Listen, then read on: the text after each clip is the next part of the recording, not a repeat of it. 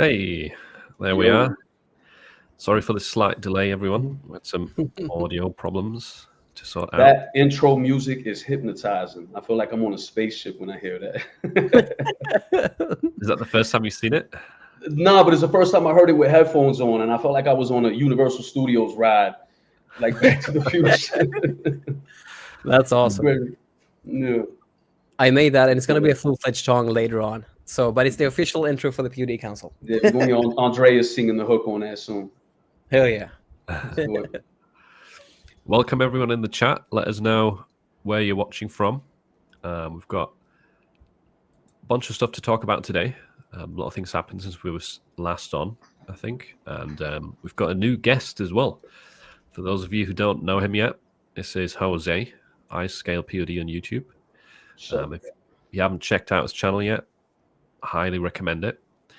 There's a saying in England, in the UK, that goes, someone can talk for England, and Jose, that definitely applies. Jose can talk for England, meaning you can very enthusiastically talk about print on demand for hours, which is very evident in our live stream, in our podcast recently. But for those that don't know you, do you want to give like a quick summary of your background, what you do? Yeah, so I do merch by Amazon. I started in 2017 and, figured it out from there. And since then, I make a living off of it. I make a living strictly mostly off Amazon. I got an Etsy poster store, but besides that, I'm all Amazon all day. I just love the ease of it. And it changed my life in a very big way. Very big way. Like if it wasn't for print on demand, I don't know where I'd be today. Right. So I make a living off of it. I moved to Colombia. I could be a digital nomad sometimes. So my passion from it comes from the fact that I almost, I was in a very bad position in life when I saw merch by Amazon, and it just completely transformed the direction of my life. And I think that's why I started the YouTube, because there's a lot of people that need help that, I want to see other people who need it get it. You know what I mean? That's like my main motivation. But yeah, I love print on demand. I'm the biggest nerd you'll ever meet, ever. Like people email me, I answer everything. I love talking about print on demand. It's I'm a junkie, 100%. So yeah. Yeah, I've had a few calls with Jose, like behind the scenes, and I can attest to that. We've been going on for like 3 hours at a time before in the middle of the night, just chatting. Yeah. It's just crazy. You're getting some love in the chat as well. I love Jose. Yeah, Jose. What's up, Ryan? I love it. This is dope. I'll be here every day now. And we might have Jay joining us later as well. I'll just show the background. There he is. Got a new little background image here of the council. Might need to expand it a bit. But yeah, Jay might be joining us later. Thank you for finding Jose. You saying I'm missing in action? It's like a rare Pokemon. You caught a shiny. I have been found. No longer a UFO. But yeah, today we're going to talk about, we'll probably start off talking about Now to Banana, since it's been a couple of weeks now, 3 weeks since that's come out, kind of give our impressions so far. Since the sort of first excitements died off, be interesting to see what everyone thinks, and the updates on Amazon merch, which there has been quite a few, and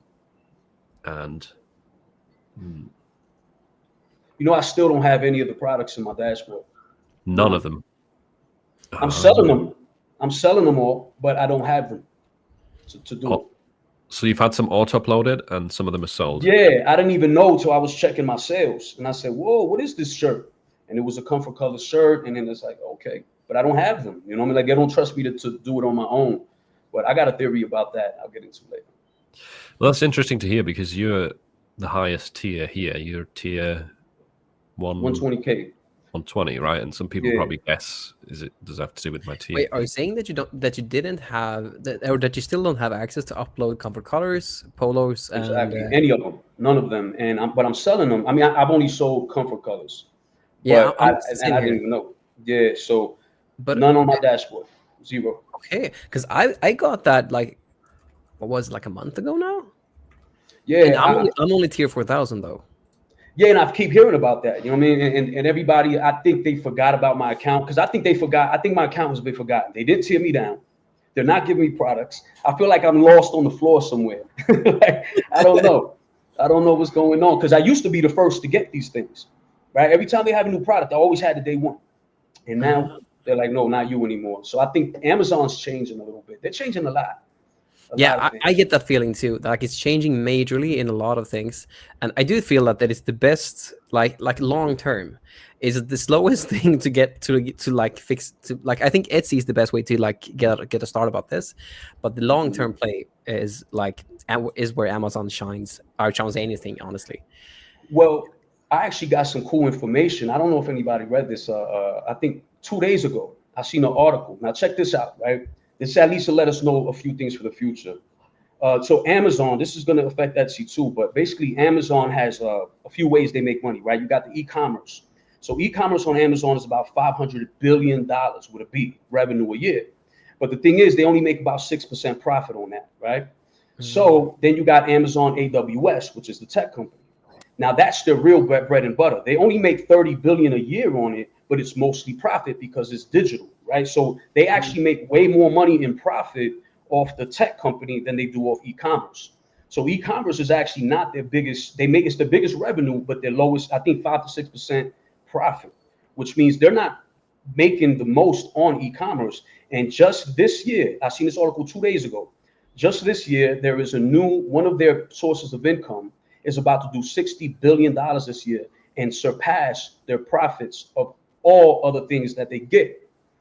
And just think about that. This is the biggest company in the world up there with Apple and Microsoft, and they fight for that #1 spot in the world. So think about how much money we're talking about. And they now, this Amazon company that is a tech giant, has a new leader in what gets them the most profit. Do you want to guess what that is? I have no idea. Do you, Philip? It's not ads, is it? Ads. Is it ads? Their #1 bread and butter, the biggest company on the planet, its #1 source of income is when you pay for ads. Oh. There's no cost to it, is there? Look it up. This is just as brand new. $60 billion is what they already made 15 billion in Q1. And this is going to be Amazon's focus from now on. And this answers the question, by the way, will we ever be replaced by AI? Not at all. Because AI don't pay for ads. So there's the answer to that. Their #1 bread and butter is us now. No better business than selling pixels on a screen. That's literally what it is, right? There's no cost. There's zero cost for putting your stuff on first page. This is a pure profit company. I looked up Etsy too. Etsy is at 30% of Etsy's revenue comes from ads. But when it comes to Etsy though, it's a major change because like last year, like since my main bread and butter and the thing that changed my life was Etsy, so I'm a big preacher for Etsy. But like last year, they implemented a change at like late last year, and ever since then, like the ads prices has just gone up. Like pre August 2024, I generally pay like $0.48 per click, and generally had about like a 3 to 4.5 in ROAS for every single listing. As a total ROAS, then, if we think about the total like organic sales and the ad sales, because generally on Etsy you get 50% sales from ads, 50% sales of organic, dependent on how much you push it and how much rank it gets. Now, after that August, it just went on from like one day to the next, and it went from like 0.48 in like in cost per click in CPC to like 0.93. And then I was like, okay, this might be a fluke. So September might just be August and September might just be a fluke. But then it just kept going down. Did more tests and stuff like that too. And I just felt that, okay, ads on Etsy at the moment is just not a good way to go about Etsy. So yeah, I'm focusing purely on organic with a 35% net margin instead. And it's working out great. You make less revenue, but a lot more per sale. And I'm generally making a 35% net margin on that instead.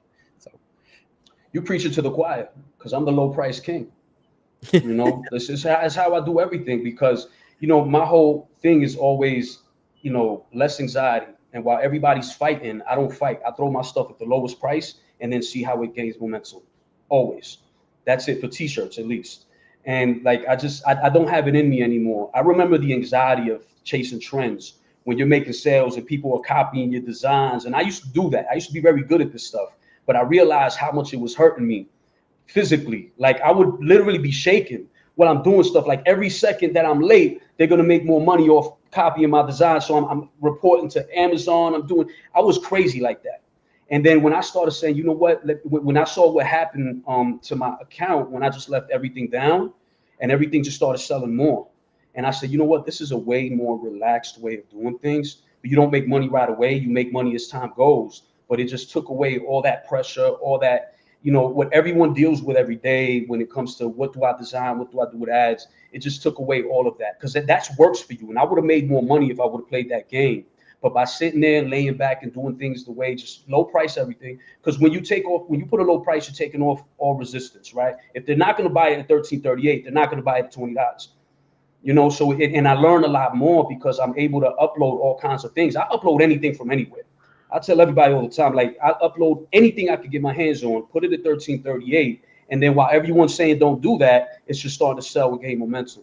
And I do this with public domain images and everything, and this has just been working for me. I do the exact same thing, but my KPI here, if like this works like both on Etsy and on Amazon.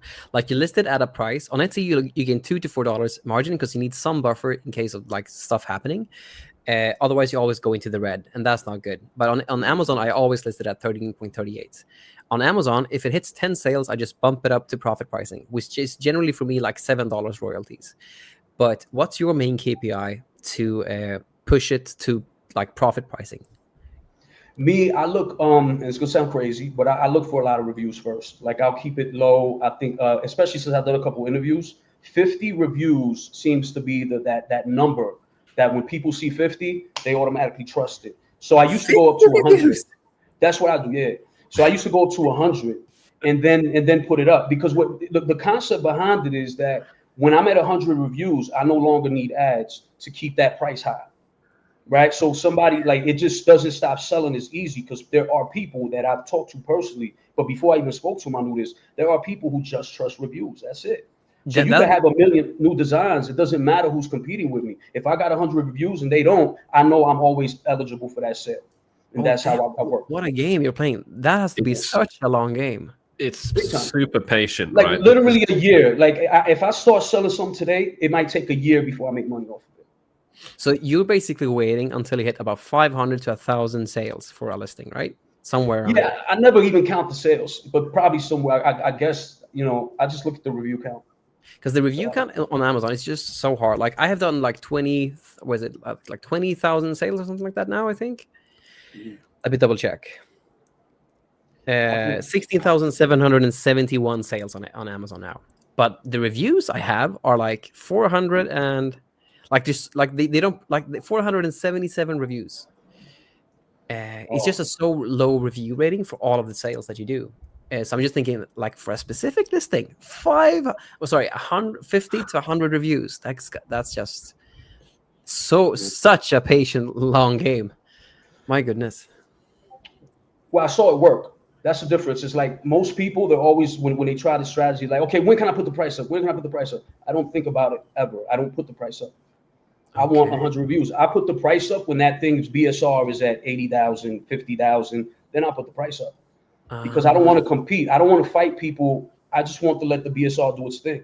So when I get that low BSR, high reviews, that thing's staying right there no matter what price I put. And then you don't use any ads, right, in that case? No. Okay. Now, using ads, see, this is where Philip is doing crazy things. So, like, my strategy has been not really a strategy. It's just been a lazy way to work that works for me. Philip actually is the king of this now. He's done stuff that I'm like, whoa.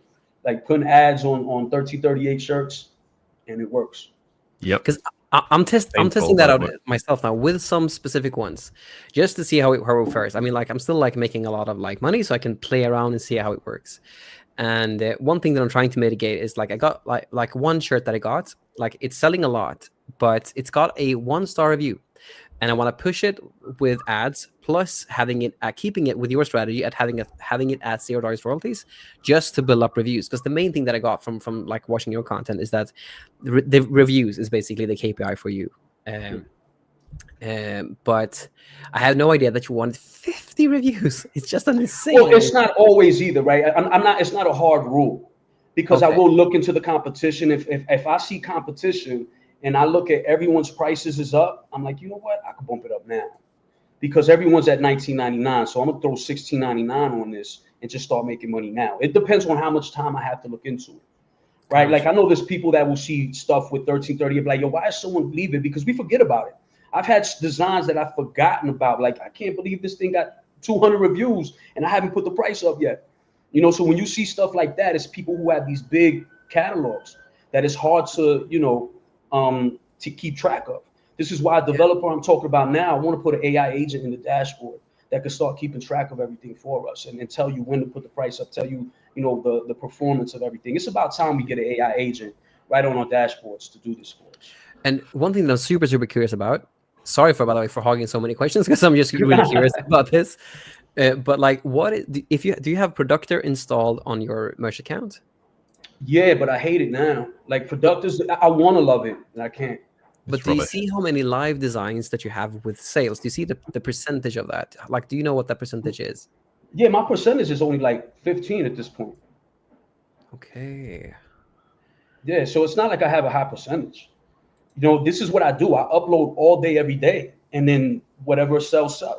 Yeah, You know this reminds me a lot of Ryan Ho, because that's his strategy to like do as much as you can with both, like put up as much as you can in small niches and so forth. Yeah, brother, I'm selling 3 T-shirts right now that are sardine cans on a shirt that I got from Creative Fabrica. You see what I'm saying? Who else is gonna put sardines on a T-shirt? I do everything they don't do. And I try to tell people this, like, every time everyone's chasing one thing, I go the other way, and it works so beautiful. So you're like sardines, anchovies, because I saw that video where you did like anchovies, right? Yeah. All of a sudden, and the new ones sell constantly, right? I put an animal from a ship on a T-shirt. No one thinks to do this, right? I put letters on a shirt. I put numbers on a shirt. And it's you got the lettuce, you got anchovies, you got sardines. Hell yeah! Because nobody's teaching people to upload numbers. Nobody's teaching people to upload letters. I got to do the 50 states. Nobody's teaching these things. I just have these like, well, people want, somebody's going to want this. Who wouldn't want a letter? There's a lot of reasons to buy a letter. There's a lot of reasons to buy a number. Throw them up there, different patterns inside of it. You could do this all day, every day. Christmas, change it for Halloween. And so all the places where people don't look, that's where I love to live. All the places, all the things people don't do. You know, like I say this, you know, respectfully, but I've heard advice for the past 8 years telling people not to do the things that make me the most money. If I had to describe you in a nutshell, it's like you do the opposite of everyone else. Like when they go right, I go left. You price everything as low as possible. You've never used ads in your life. You've not spent a single dollar on ads, and you've made over $500,000 in royalties on Amazon merch. Yeah, it's getting close to 600,000 now. Which is, and nobody waits for 50 reviews or 100 reviews until. Yeah, I've never. Well, no, people do. No, plenty of people do this. This is an Amazon mentality, right? This is what a lot of people. I was on Amazon. No, before merch, right? If you come from the normal Amazon, this is the game. The game is you win that. There's a thing called a buy box on Amazon, and you win that buy box by having the lowest price. Whoever has the lowest price wins the buy box. So when you order a product on Amazon, there's about 20 sellers on that product. You don't know who you're getting it from, but only one of those sellers, when you press the buy now button, one person gets that product, gets that sale. And that's the school that I'm from. I knew Amazon before merch existed, right? And that's why the game that I play is an Amazon game. A lot of people don't really understand what Amazon is as a platform. So they approach merch by Amazon like it's a t-shirt contest, right? Like, you know, I should sell the most because my designs were, you know, drawn and not AI, but that's never been what sells. What sells is what the customers want and how cheap they want it or whatever it is that other people don't have. So the game that's on Amazon is everybody's looking at that top product. They make their own version of it, right? Everything that's done in merch now, that whole mentality was designed from Amazon as a company when they added that BSR. Amazon added the BSR to make everything transparent, right? Because Before, you couldn't hide your sales in real life. There's, Walmart, you go outside the parking lot, you could tell how many people are buying from them. So Amazon brought that to the digital space by using the BSR, and this is why I catapulted to the #1 store. And the format has always been, king of the hill. As kids, king of the hill, they knock the kid off the top of the hill, they become the king. Now everyone comes after you. And that's okay, because it's part of the game. You the king. You got the #1 t-shirt on that front page. Now everybody comes for your crown. And that's always been the game on Amazon. Right. So the game has always been, how can I get to that #1 spot? And I'm going to take an idea from this guy, an idea from this guy, put it together, and boom, and you do what you can that way. And that mentality has always been how the sellers on regular Amazon have gotten to that #1 spot. It's more of a lion's game, a wolf's game. And once I brought that mentality to Amazon, cheapest price, like where I put my whole life, people look for the cheapest price on a t-shirt. I know there's people who want higher prices. I've never had that in my environment. So I didn't know how to, charge $22 for a t-shirt, because where I've lived, no one's paying that. So it was, between that and Amazon, I came in here and I didn't know people wanted the price high and put ads on a t-shirt. I'm like, why do this if I could just put the price down and make a sale that way? I've been doing it since before Amazon, before merch existed. So, the same mentality. And I think when you see there's a lot of people on merch who also sell on Amazon. I know there's people that got whole empires. Philip, I spoke to a dude on your Discord server, Wonderful World, something like that. I don't know if you met him, a Wonderful World of Stuff. Yeah, I remember. That guy has an empire. He'll tell you all about it. Yeah, no, I remember talking to him. He's like, his whole family does it, right? And they've got everyone has a merch account, an Etsy account. He has a print on demand empire. Right? Yeah. You think these guys are sitting there? No, they're doing the same strategy on everything. Get that sale, dominate. And there's a lot of people with that mentality. So when you see these 1338 shirts on the front page that look like someone forgot about, there's people like me, way better than me, like 20 million times better. They're doing $1 million empires with merch by Amazon, right? This is Disney selling on here. Star Wars, this is big business. This is the NFL of e-commerce. It's not a neighborhood t-shirt contest, right? You're not getting praised because you drew it instead of, using AI. No one cares. This is big business. This has been a multi-billion-dollar industry since before merch by Amazon. And I think enough people, when they come into merch by Amazon, they treat it like it's supposed to be based on other things other than get that sale by any means necessary. And you follow Amazon's rules, right? Because if you don't like Amazon's rules, it's the wrong place to be selling, right? Because Amazon puts your PNG file available for the world the minute you upload it. And if you're not okay with that, don't upload it. Me, I don't care. I just did a video where I showed everything that I sold. I'm showing the world, Here you go, because I'm not scared of anybody. You're not taking my sales. I promise you that. It's another example of Jose doing the opposite of everyone else. He just did two half-an-hour videos sharing all of his sales. All the anchovies and the sardines. So, and I'm gonna do it every week just because it's content. Because why not? And it gives people insight. And I also want to show people that in this game, there's a way. This is not about how awesome your T-shirt is. It's not. It's about how can you get to that sale. Yeah, some of them were just literally like bog standard, basic font, small word on the chest, and that's it, right? Like, the one you saw, stop looking at me. Basic font says stop looking at me on the shirt. Yeah. Could be someone like a kid made it in paint, but it's selling. Exactly. So while everyone's focused on these other things, because whatever reason, I know the platform I'm on. And if you understand the platform that you're on, it helps with how to sell. Amazon wants sales. Okay. Tom said this sounds like the advanced version of the Tamas method. I keep hearing about it. Yeah. No, you told me about it a little bit, but I don't know much other than that. I mean, the whole idea there was like start pricing at like $14.99 or $13.99 and test your listing with ads. If it converts well, then you can push the ads and increase the price. This is obviously going even lower, right? And waiting even longer before you price up. Like, what I'm just hearing overall, that's so unique is because again, this is really similar to what I do. It's just what I do, but maxed out. So I wait 10 to 10 sales, then I put because basically I list stuff at 1338. I use a lottery campaign for like a really simple lottery campaign just to flesh out potential sellers. And then once something hits, like once something sells, I put that in all of those listings that has sold at least one time into an automatic campaign with like a 15 to 20%, 0.15 to 0.20 cent, or sorry, $0.20 bid for like automatic and all of those like things. For both the complements, not the complements, substitutes, and the all those different things. Super simple campaign where you just shove everything in there. If it's sold at least one time, and then if it sells 10 times, I do ads, but focus one specific automatic ad on a specific ASIN, and that's at the point that I actually put it up on like the profit pricing. But what you do is you wait for basically the KPI to hit like somewhere around like 50. Basically, you want so many reviews that it's undeniable. Because if you see one, this has always been the case with any type of product, ever since Amazon themselves invented the reviews things on sites. Because if you see one listing here, one identical listing here with the exact same price, if one has more reviews and better reviews than the other ones, this one will always win because it increases the perceived likelihood of achievement of them actually like getting what they want.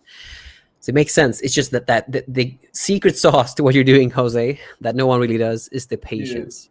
Yeah, that's the one reason that I don't think anybody can do. Not many people can do what I do, because even every single person who does this is, when do I put the price up? And if that's when you're looking and waiting for that, it kills the whole strategy. Because the whole strategy depends on getting those listings to be there forever. And people still have the mentality of, I want to get paid now, which is fine, which is normal. But I never had that mentality until it's Thanksgiving. Now that's different. Once Black Friday hits, strategy's over. Bye. Gold prices are going up. I'm not stupid, right? Yeah. So that's when everything goes up, unless it's a brand new listing. I'll then keep it at 1338. So the next year, right? So if I end up uploading something during Black Friday, Christmas, I'm gonna keep that at 1338 because I know that's gonna start the momentum, and I think about the next year for that one. Yeah, and you price your other products high as well, don't you? It's not like every single product gives my income comes from the V-necks, tank tops, so I get money hoodies, all those are regular price. Yeah. So that brings a lot of sales as well. Let's talk a little bit about the recent updates then, because I want to know for people in the chat as well what the situation is. So we've had, since the last call, if I just look down at my dashboard, we've had a survey come out, so another feedback survey. We've had comfort colors, performance polos, and performance quarter zip tops launched. Very strange choices of products, in my opinion, except the comfort colors. I get that. And then we had white colors available for hoodies and sweatshirts, which is also a bit of a strange choice. But I'm curious. Polos are really selling well. Oh, wow. Did you upload those? Do you have access to them? Like, did you upload a bunch, Tom? Or is it auto uploads? Because I don't have access to them yet, so I can't really test them. I only have access to the comfort colors, nothing else. No coffee mugs, no zippers. Let us know in the chat if you have access to all the products, just comfort. I'd be curious to hear if anyone's got access to coffee mugs. I've not heard of anyone yet. No, I'm waiting for those because I really want to upload specifically for the mugs.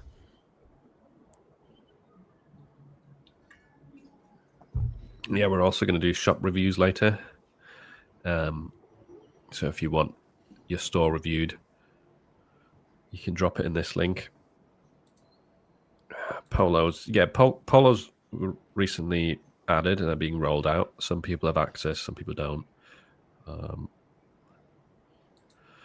Expanded all niches manually, selling around 5K designs. Okay.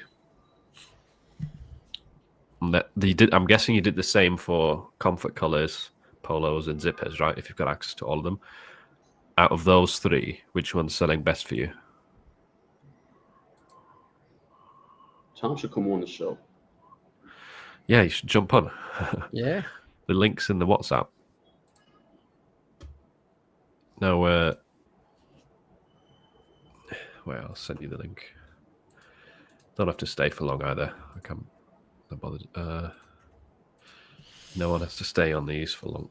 Does anyone know, or Jose and Philip, do you know a way to just bulk add your products to these new products? Like the designs that you already have? You do? I know multiple. Okay, I'd love to know that because I'd have no idea. Well, It's hard to explain on a live stream without showing, but the Okay. methods that I know are, number one, flying upload, right? Okay. Where if you don't use it, do you? You use Merch Titans. Yeah, I use all Curtis stuff. Yeah, you can't do it with Merch Titans, as far as I'm aware. Like, you can't go into old listings and enable more products. You can do that with flying. Bless Yeah. you. You can do that with flying. So you can just get your old listings. You essentially just configure the comfort colors, leave everything else off, or whatever you want to add, and then it opens up the old listing, adds the new one. Configures the price that you want, the colors, etc. Like a Chromium bot thing, right? Yes, but you can also do it with, if you're not that bothered about the control of like everything, like pricing, colors as much, you can also do it with Merge Flow now, which is a way better version of Producta. Basically, it like lets you filter through a catalog way more quickly, has a bunch of really cool filters, and you can also add products to your old listings with it, which is pretty cool. It's quite fast as well. Which would you say is the most easiest to use? Because it sounds like flying upload is the easiest, right? No, flying has more customization. Like, you have a lot more control over the different variables, but I wouldn't say it's easier. Like, it takes you a while to get the grip of how to use it. Whereas Merch Flow is kind of like Producta with the function of adding new products. Okay. So I would look into that. And you're below tier 10,000, where Merch Flow is free. Oh, okay. Yeah, I'll check that out and see what I can do with it. I can show you after the call. I'll send you a link and quick tutorial. Yeah, I'd love to. So flying, Tom was saying all 3 new products. Polo selling the best, then the comfort colors, then quarter zip. Wow, I wouldn't have thought polo shirts would do well. Don't they have this design small as well? It's like a pocket. Yeah. Pocket style, I think. You want to go golfing, polo. You want to go play tennis, polo. There's a lot of events where polo is better than a t-shirt, and you still want to get some, cool designs on it. Makes sense to me. I don't think I've ever seen a polo shirt here with like a graphic design on it. Yeah, well, in the US they do use them a lot, but you usually see it like a lot of people who go to specific things like golfing, right? You can't wear some things where they don't want to wear a t-shirt, but it's still casual. That's really where I see that a lot. Put a little thing on it. Yeah. So maybe it's a new wave, new trend. Tom's gonna go in a few minutes. So he's not jumping on. Okay. But next time, maybe that'd be cool. Yeah. Nice to have you on. Then another thing. Has anyone bothered uploading white colors to sweatshirts? I don't think that's that important, is it? I mean, I can't see that many people buying white. I do. Like, one thing that I tried this year was take my designs and just add them again to merch, but like only for whiter or like lighter colors. Yeah, and that definitely works. But yeah, so that's what I do at the moment, at least for every single listing.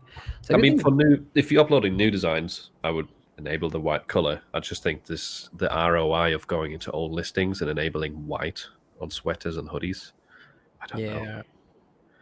Don't know if it's really there. That's true. I mean, if it can be automated, I'd do it. Like, if I could press a button and it all happens, that would be good. Yeah. The merch flow, the tutorial is not live yet. I've recorded a tutorial for this one, what I was talking about, but it's not live yet. It'll probably come next week. I'm not sure when it's in the schedule. But I have an old tutorial of merge flow. It's not that old. It's a few weeks ago, where you can kind of see an overview, how to filter, how to bulk change prices, stuff like that. It just doesn't show the adding products. Oh, but I'll be sending out an email this week that kind of explains the steps in a bit more detail. I used it to put a bunch of old stuff that wasn't selling prices down in one swoop. So it works really well for that, for sure. Did you notice that make a difference? Yeah, a bunch of stuff starts selling.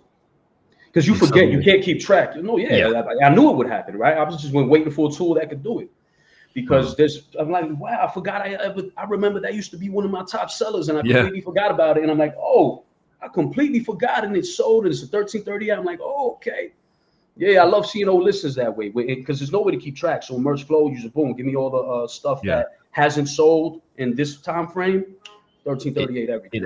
It even has some new filters now where you can see listings that are 50% less this year than last year in terms of sales. So you can momentum, catch the drop off, and then you can again react by dropping the price. Right back down. It's really, really, really cool, that app.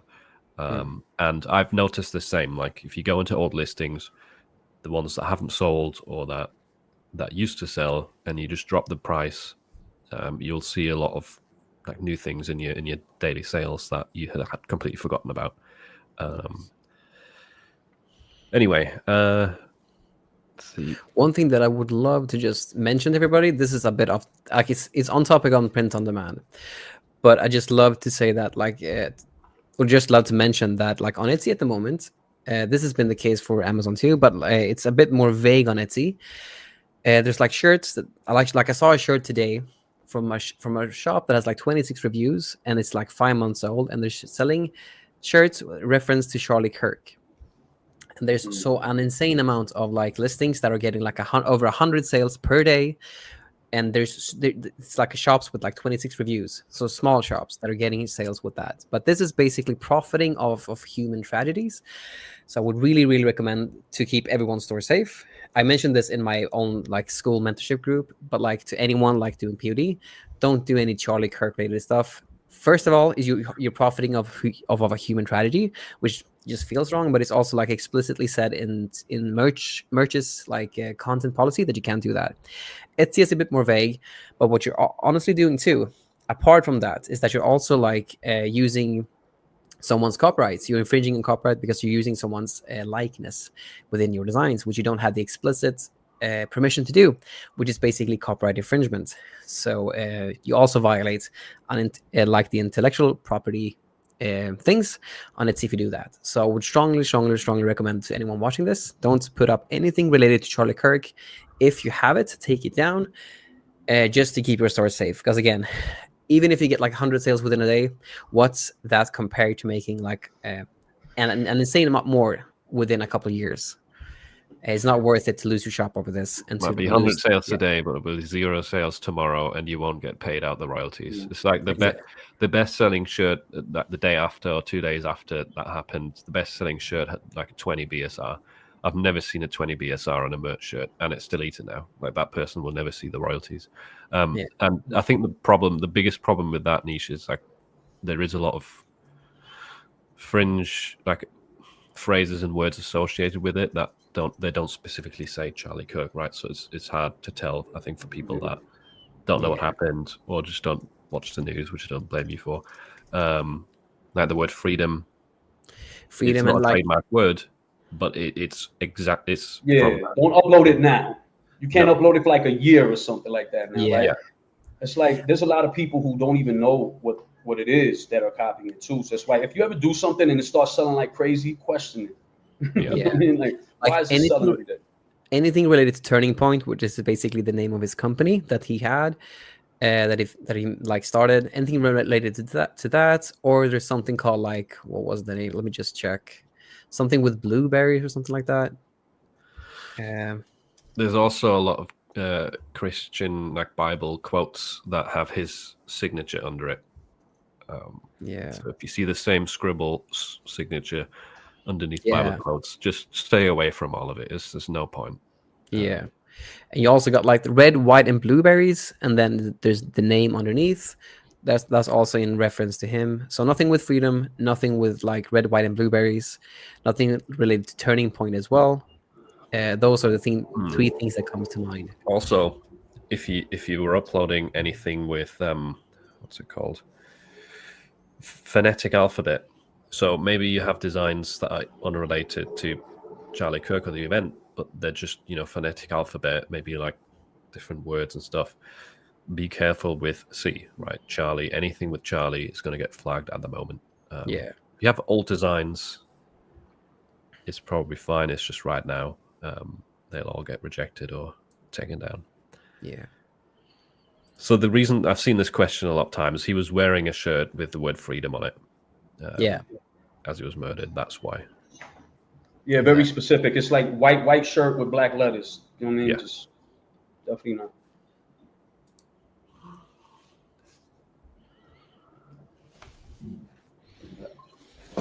Oh, I can't drink. Yeah, I've had stuff that gotten taken down after it became famous for some reason. Even I think it was Kanye West. What's your superpower stuff? I had these up before Kanye West, and after he came out with some song, they took one down. Yeah. So sometimes it can even be after the fact that you uploaded it. Yeah. Welcome, Olaide. He's a part of the mentorship. So lovely to see him here. Awesome. There's a bunch of membership people here. Look, what's up, Council? What's up, Jose? This is Mark from Jay's group. Hey, Mark, man, Mark, you gotta write me, brother. Hit me up. We've got. Yeah, that's my man, Mark. Mark is the guy. He's a beast with automated digital downloads. He's from Jay's group. He has his own section in Jay's group where he teaches how he does this thing on automation. He's like an automation. Nice. Yeah, he teaches it because he has a whole system that allows him to make money. Like this is where we're all going, right? We all want automation. You know, that's why I'm having real conversation with him about what we could do together. But automation is the way for a lot of things. You know, now we got AI to generate stuff. You just need a human to look at things, but you can do a lot with automation. This is a nice segue. By the way, thanks for anyone asking questions. I'll keep track of them. We'll answer some of them later. But this is a good segue. This is talking about automation into what you're building behind the scenes. So you want to talk about that a bit? Give a bit of a teaser of what yeah. Now I got basically, you know, every time that you make an AI image and all the times you have to like go to all these different websites, like I got to upscale, I got a background move. Sometimes we have it all in one, but there's almost always something missing, right? There's always like, in order to do this, it just becomes tedious. So I do have a desktop software that's coming soon that we're testing in Merch Mastermind soon. By the way, a Mac version coming today, later. Let me not say that yet. But basically, it's going to be an app that you could just load up, you know, unlimited amount of images that you made on AI.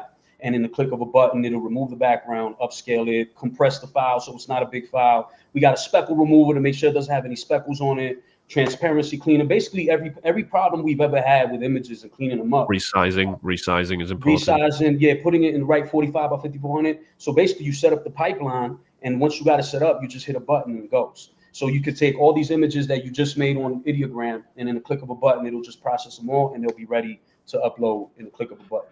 And best thing, no credits. Yeah, no credits. There's no AI credits. It's going to be $69. You know, they're going to have $20 off. So $49, basically, you can have this for the rest of your life.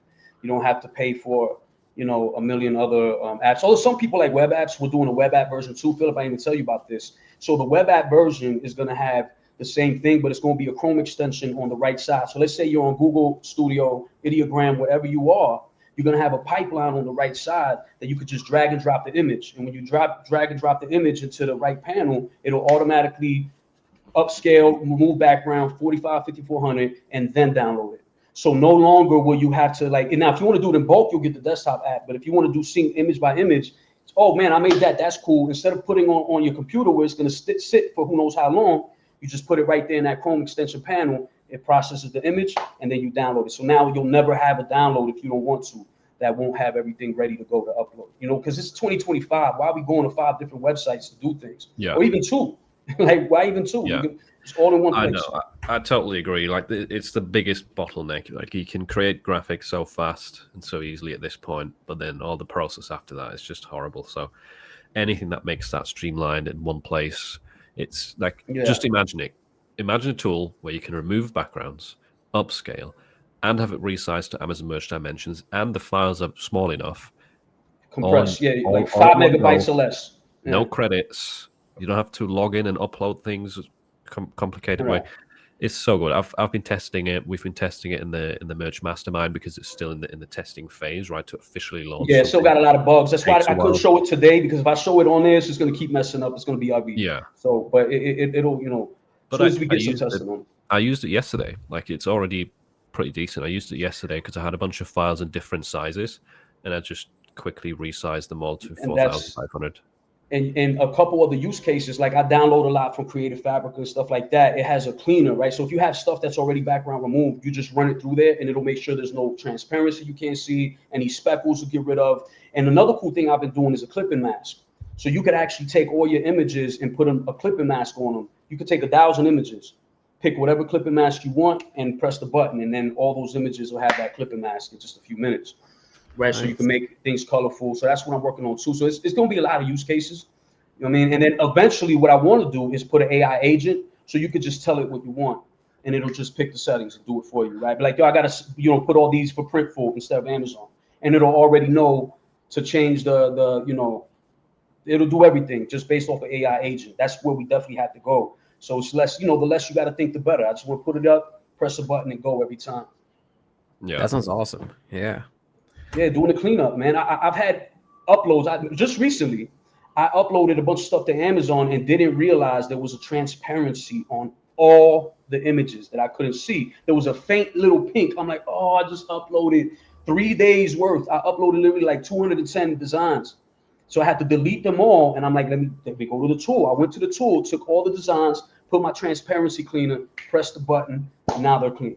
Right? I just threw it on all of them, whether they had it or not. Like, why even look through them? Just press the button. There's no credits, right? So just put everything you got in there and it'll clean everything up. And then you could upscale it more and it'll still bring it back down to 4,500. So you can even increase quality on everything, right? So let's say you got a whole bunch of designs that's already, you're like, I want to increase the quality a little bit. Put 8X. We got up to 16X upscale. So you could put the 16X and it'll bring it back down, compress it, and now you got a better file. That's awesome, dude. But like, are you integrating with different like AI APIs, or are you just doing this? We have the capability. So based on what people want. So this is the way it works. The APIs, there's two ways to do it. If you want to just do background removal, because I think Pixel Cut got a good one. I've been using Pixel Cut. It's the best one to me. Pixel Cut can do what the others can't. So we can add where people can buy an API and then remove their own background, do whatever they want. Or we can make it a service, but once you use AI, you can no longer just pay one time. It has to be subscription because all the APIs have to tap into the services. So we can add that option. If people say, yo, we want an API to be able to use all these, like even image generation. If people want to go that route, we can, because it's set up to add anything we want to add to. But the base idea is right, one-time fee, and then everything runs without any APIs. That's like the base so idea, right? The web app version will probably be more with people if people really want to get that pipeline where you don't have to even get it to the desktop, because a lot of people like me, I'm a desktop person. I prefer to do things on my computer nice and fast. I like to press the button and walk away. I don't like unzipping files. I don't like that. So this app, it'll overwrite your file, so you don't have to no duplicate. You can duplicate the file or you can overwrite the file. So this prevents me from upload, download, unzip. I hate all of that. Like to me, every second counts. I make apps and Chrome extensions for everything. Like I download for Creative Fabrica, I got a Chrome extension, so I don't have to go to the new tab. It'll automatically download it, and then and without me having, so I just open a new window and it'll just start downloading everything. To me, time is the key. Like if there's any advice I have for anybody, is time is valuable. You know what I mean? Like and everything I do, every second that I could save, I'm gonna save that second. I'm obsessed with this stuff. Ready to buy. People want to buy it. Yeah, people are ready, dude. Yeah, man, there's a lot of questions here. Like a lot of questions. People saying, "What's this app? I want this app." Wait, what was it? What tool is he talking about? It's called Ready Pixel. Yeah, it's coming soon. And it's going to be an early version of it. It's going to get better as time goes. And I want everyone to tell me what they wanted to do. So like Google does the little, what do you call it? The little watermark. So I'll make a plugin that just takes care of that watermark, right? So like, add this. If you got a watermark, this will take care of it. So we can add every feature that people want. And I want it to be like a one-stop shop for images. And then once we have a web app version, not everybody wants desktop, right? So we'll do the web app version as well. Nice. I know. Yeah, I know it's very tough to give approximates. Yeah, so I want to tell you that it's going to be available soon, but the problem is that I've had with software, the software industry has zero sense of urgency. Zero.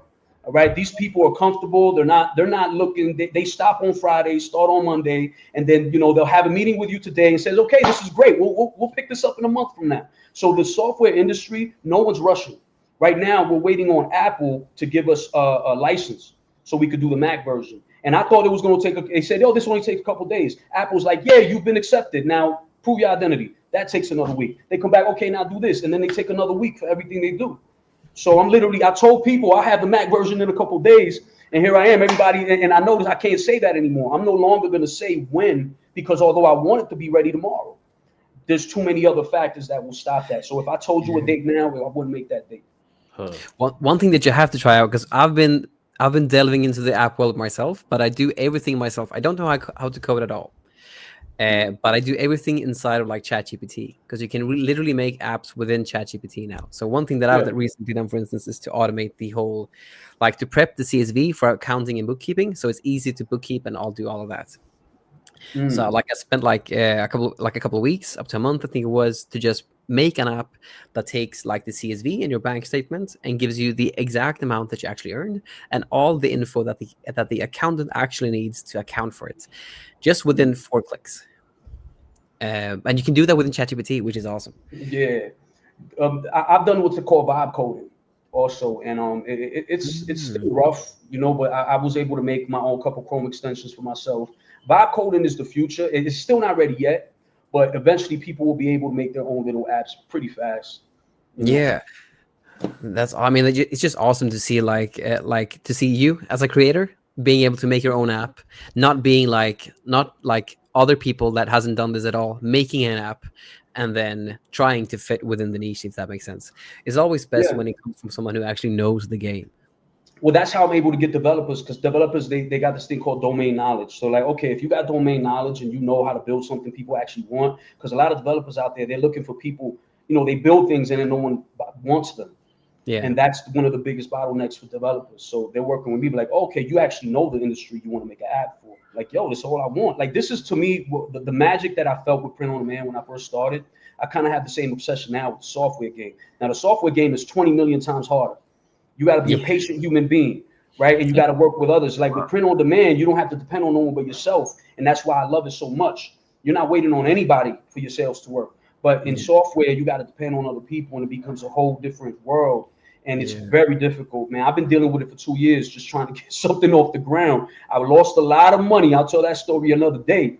I lost a lot of money. People think I got money. I do not. Because I'm trying to get into the software, and I made a lot of mistakes, but I feel like if I could bring something, like my new obsession is tools, because I look at all the things that I don't have yet that I wish I had. For years, I'm on Photoshop, like, how many times do I got to do the same million things over and over, and there's not a fast way to do it? If they wanted to, if someone at Adobe wanted to, they could make a million features that would really benefit us. So 2 years ago, I met this guy online on Fiverr. I did some image processing.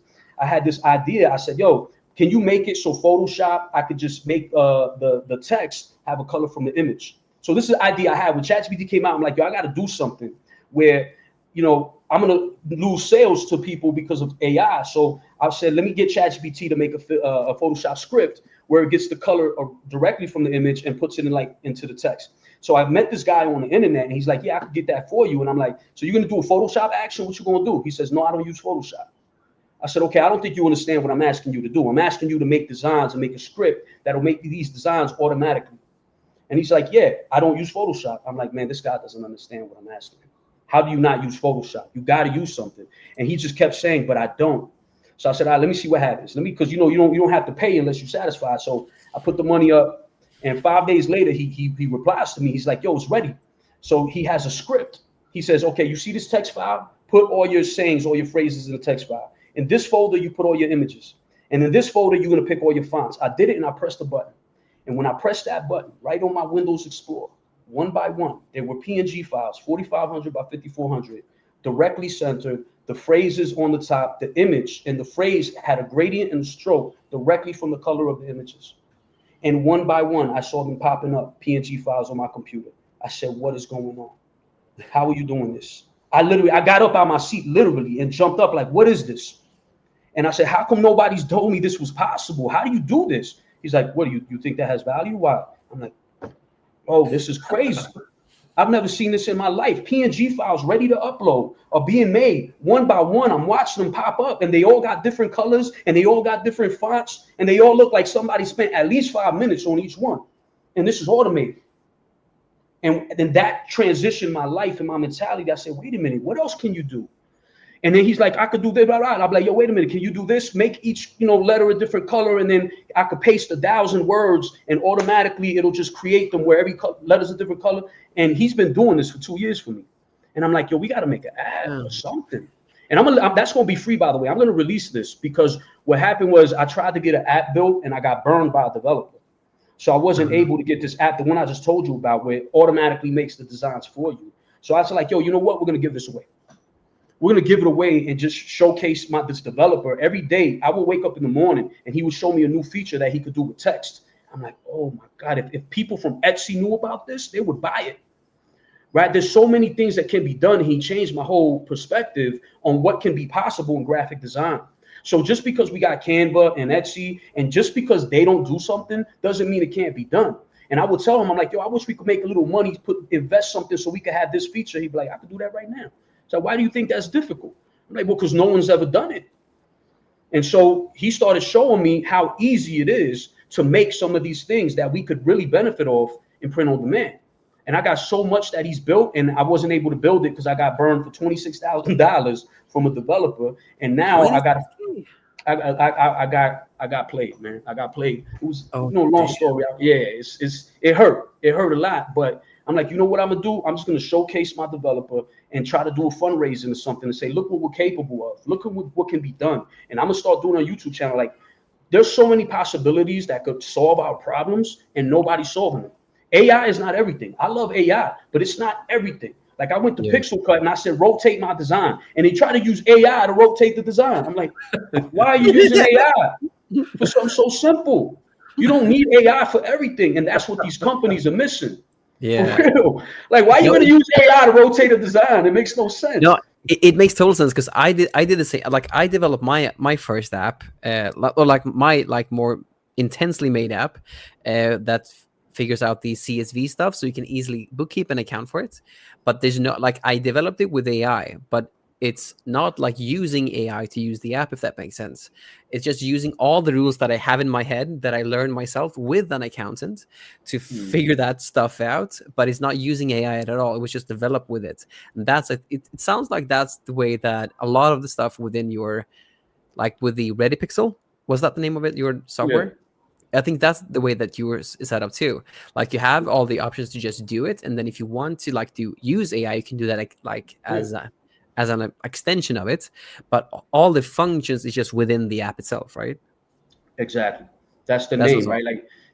To own it. You know what I mean? So, like, once LLMs become smaller too, we'll be able to do more AI on the computer. That's coming in the future, I'm sure. But right now, the whole goal is to do things fast and no longer have that bottleneck because that happens to me all the time. I can't tell you how many AI images. I'm like, yo, this is going to make a lot of money. And it's 6 months sitting on my computer because I just didn't get to it. So we need an all-in-one solution. Also, just to clarify for people that are watching, because I've heard these stories a few times now, I think it's a little bit confusing sometimes because you have so many ideas. That there's two tools, right, that you're talking about. There's ReadyPixel. Yeah, my bad. Yeah, it's the image processing, which we talked about first, like upscaling, removing background, resizing. Yeah. And then Jose is also talking about another tool he's working on, which is called QuickPixel. QuickPixel is where you can make designs quickly. Yeah, and that will be free. And that's going to be free at first, and we're going to fundraise to try to make it into like a web app, Canva type of app. So I'm like, give it away just to show people the possibilities. I want people to know how much is possible that Adobe and Canva ain't doing. Because I think if people have awareness that we can have all our prayers answered, it's not hard to do. And imagine a community building a graphic design app that we decide what it's going to have. Because the reason Canva and Adobe can't do it is because they already built an infrastructure a certain way. And when they built their apps, it was not designed to do what they want over here. So that's the reason all these feature requests get ignored by so many companies, because they simply can't do it, or it's too big of a task that would cost too much money because they would have to change infrastructure and it would be this whole thing. But if you go from day one and you say, we're going to build an app that does all these things, and you tell the features before you build it, then you can build it that way. So every problem you've ever had with apps, we can solve all of them, every last one of them, if we built it as a community and said, what else do we need to put in here? And people say, make sure it has this, done. It won't be built without it. And then we'll have an actual app that does everything we want it to do all in one place. Like, that's my dream. That's definitely my dream. And I think even with AI, you incorporate graphic design with AI. I disagree wholeheartedly with everything AI. It doesn't make sense to me personally. Oh, everything's a credit. Oh, that came out bad. You're still paying credits. That's not going to be forever where people are just comfortable losing money for no reason. Yeah. Right. So yeah, AI is amazing what it does, but some of the stuff doesn't have to be. If I have a font and I want to change the word 100 times, I could just have AI use the font and write the word. Right, instead of having an image generate, and that's a much cheaper way if you want it that way. But you can also do a system that feels like AI that's not AI using tags, which is what Quick Pixel is. I showed it to one person, they thought it was AI. I'm like, no, you can do a lot of things that feel like AI and don't take credits, and you just pay one time and you can own it. And that's kind of where I want to go. Like this whole credit thing is AI is beautiful, but the credit stuff. Dude, I totally like I agree, because like the app that I developed, it's the same kind of thing. Like you can do whatever you want. Like this is specifically for like all the boring stuff that you don't want to do. Doesn't cost you anything to use it as long as you're like enrolled in my mentorship. But the app itself is just use it and do whatever you want with it. To use the app doesn't cost you anything itself, as long as you are enrolled in the mentorship. But again, using the app itself doesn't have to be required to like use tokens from AI. I feel the same way. Like some things, definitely. Like yes, if you're doing like image generation or more complex task that needs reasoning, but like simple stuff like changing the font that you're describing, something like that, that shouldn't like use AI tokens. I totally agree with that for sure. Because one of the biggest things that I find is that once you experiment, because you always got to experiment with stuff, you run out of those tokens so fast, and then you just have to upgrade it and pay more, and becomes like a big cost. And that's honestly a big issue for a lot of my the students in my mentorship, that tokens and just all those subscription costs when you use AI just cost too much. So I highly agree with that. Some things should be token based, but not all of them. Yeah. AI together with human input, like that's the beautiful way to do everything that I've ever done with AI is a million times better when you mix AI with yourself, right? Yeah. We're working together. You're not doing everything for me. And yet in graphic design, we haven't seen too much of this yet. And I think that's a huge mistake. And it's most likely because they didn't build their infrastructure to do that. So building something from scratch 100% solves it. And if we can make something that people like, what's it, Affinity Designer, right? You pay for it and you can own a lot of it with the option of AI credits for certain things that you can only do with AI, right? And I think that's the best way to go. Graphic design is amazing. I think when we see Quick Pixel, you're going to see how much we could do without AI. And I think people are going to be impressed by it. Like, oh, okay, we can still make a lot of great things without AI. It's fast. By the way, one thing that was mentioned when you were describing Ready Pixel was Go Graphic was saying there's a web app that does some of what you said. And where is it? It was Artistly, I think you mentioned, right? Yeah. Oh yeah, I have it. Yeah, I have Artistly. It does have limitations though, right? It does not. I saw your feed, like your review of it, Philip. It wasn't that good, right? Honestly. Yeah, in my opinion, and I didn't research it like for days, and I didn't get the most expensive version of it, only the cheap version of it. But having tested Jose's tool and knowing the fact that it focuses on one thing only, and that's processing images, and knowing the fact that Artistly focuses on like 30 different things. Yeah, they got a whole system, a whole and again, a lot of it is just based on AI. It's AI. Jose's tool is run locally, and do it in bulk, which I don't know if Artistly can do those things in bulk. Anything AI is going to have a limit. Like they said, even Artistly has a credit limit on how many it's unlimited, but it's not. Right? Yeah, it's still a limit. So yeah, that it's going to always. You can't have free AI. There's no way. It's not the developer's fault. It's just impossible. You're tapping into some heavy resource that needs to be paid for. I mean, so even with Artistly, but what I think about the web app version of what I'm talking about means you can actually. Well, I think it excels is that you can be on your favorite AI. You love Ideogram, the Chrome extension will be right next to it. You love Midjourney, the Chrome extension is right there. So it doesn't matter what you use. You can just drag and drop that image on the web as well. That's going to be a real favorite of mine as well. I think a lot of people will see how much time you're going to save. Oh, I might use this, I might not. Drag and drop it, done. I'd be excited to test this out because, like, I use a lot of my designs, and like, I use that for a lot of things. Using that even more nowadays. So that's one of my primary like softwares that I use for, a bunch of stuff now. So I'd love to try this out and just compare the two and like see what it is. Especially, but as long as it's available on Mac, because everything I do is on a Mac. Yeah, I got to get the Mac version big time, man. Everybody, I didn't know everyone uses Mac in POD. It's like 90% of POD is Mac people. So I got to get up on it. Windows.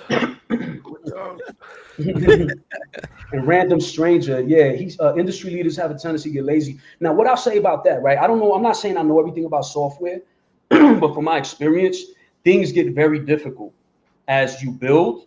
And like I said before, if they don't build it, when it comes to building software, you got to think of it like this. Say there's something on top of a building, and you're like, okay, you got to get to the top of the building. You could do a lot of different things. You could stack boxes, climb the box. You could get on a ladder and do it that way. You could get a rope and get it that way, whatever's on top of it, right? So there's a million ways to do the same thing. And when people build software, they have to choose what way they're going to build it. And if they built it in a way, sometimes people say, let's build this fast as we can. So they're not worried about it having to expand later. So they may have built it a certain way to optimize speed. And this is what I learned. And so when I talk to my developers, I'm like, yo, I want to build this in a way where we can expand it at any time. The only request I have to a developer is if I tell you I have an idea, you say it can be done. If you tell me something can't be done, you didn't build it right. So a lot of these software companies, they built it a certain way that what you're asking for could take a long time. Perfect example, right? On ReadyPixel, there was a contiguous button. It was a check mark, a checkbox. And I said, yo, listen, I want you to move that checkbox up over here. He said, that's going to take a couple days. To move a button. To move a button. Software is insane. And so it's in defense of these software companies. They're not going to tell you all these things, right? They're not going to say, yo, we built it wrong. We can't do that. The last thing a software company wants to do is tell customers no. So instead, they'll ignore you. They'll just pretend like, thank you so much for your feedback. We really value it. And we're never going to do this ever. But Jose, do you know, are the coders? Because again, I've done only like coding and like several apps now in ChatGPT. But are they using React to code every stuff in, or? Well, if that's their tech stack, right? So it depends on the developer, right? Okay. What they use is not as important as how good they are at it. No. My thinking is, what if? Because again, this is your product. You're paying for it. Can't you just take the code, make it, and like, again, just take that, pump it into a GPT, or like make it just a new chat in GPT, and then because again, you can just ask then the chat GPT in a human language what to implement, what to figure out. And then you can just use the like GPT itself to make the code, and then you can like also integrate that with like if you want a user interface, someone has to log in. You can use like something like Netlify, because that's what I did. So here's the thing about that, right? When it comes to that's called vibe coding. What you're saying, by the way, that's what we call vibe coding. Is where you prompt an app pretty much. So here's the problem with that. The problem is if you're talking about building something you want to expand on over and over. I put it like this. Philip talked about that color removal that I made. Remember that? I don't know, Philip, you the color remover. The first app. Yeah, I vibe coded that, right? So it works perfectly right now. But here's what happened. The code is garbage code. So you can achieve something and the code can be so bad that now when I try to add a feature, it breaks the app. I can't do anything more with that app because I vibe code. See, the vibe code is not going to make sure that the code behind the scenes is that good. So even though vibe coding is great, if you want to expand it and really make a robust app, you're going to come into problems eventually if you keep expanding through vibe coding. This is why there's, everyone say, oh, vibe coding is taking over. Not yet. You still got to be a coder to understand the code. Because I was vibe coding, my developer was like, I said, well, you said you can't do this. The vibe coder did it. He's like, yeah, you told me it was broke, right? I said, oh, wow, yeah. I like your analogy with the house, because it's like you can build it fast and have like a wonky structure. You can build it out of sticks and stones kind of thing. Or maybe that's vibe coding, like just using chewing gum and stones or sticks. And then if you want to change anything, it just breaks, right? You need to take out something. Because let's say you want to add 5 more floors, but you use Plexiboard or something cheap to build it. You try building on top of that, it's going to collapse. But it looked good on the outside. Yeah. And this behind the scenes. Yeah, like this one say like you can't. Homer meme where he's like, his body looks good from the front, but from the back you can see all the But like the thing that happened with my GPT, because it was insanely complex to implement all the rules that I do, like every month with the Etsy stuff when it comes to like the bookkeeping and stuff like that. And it broke down like a couple times, but I just said that I get this syntax error, and then it fixes it automatically for me.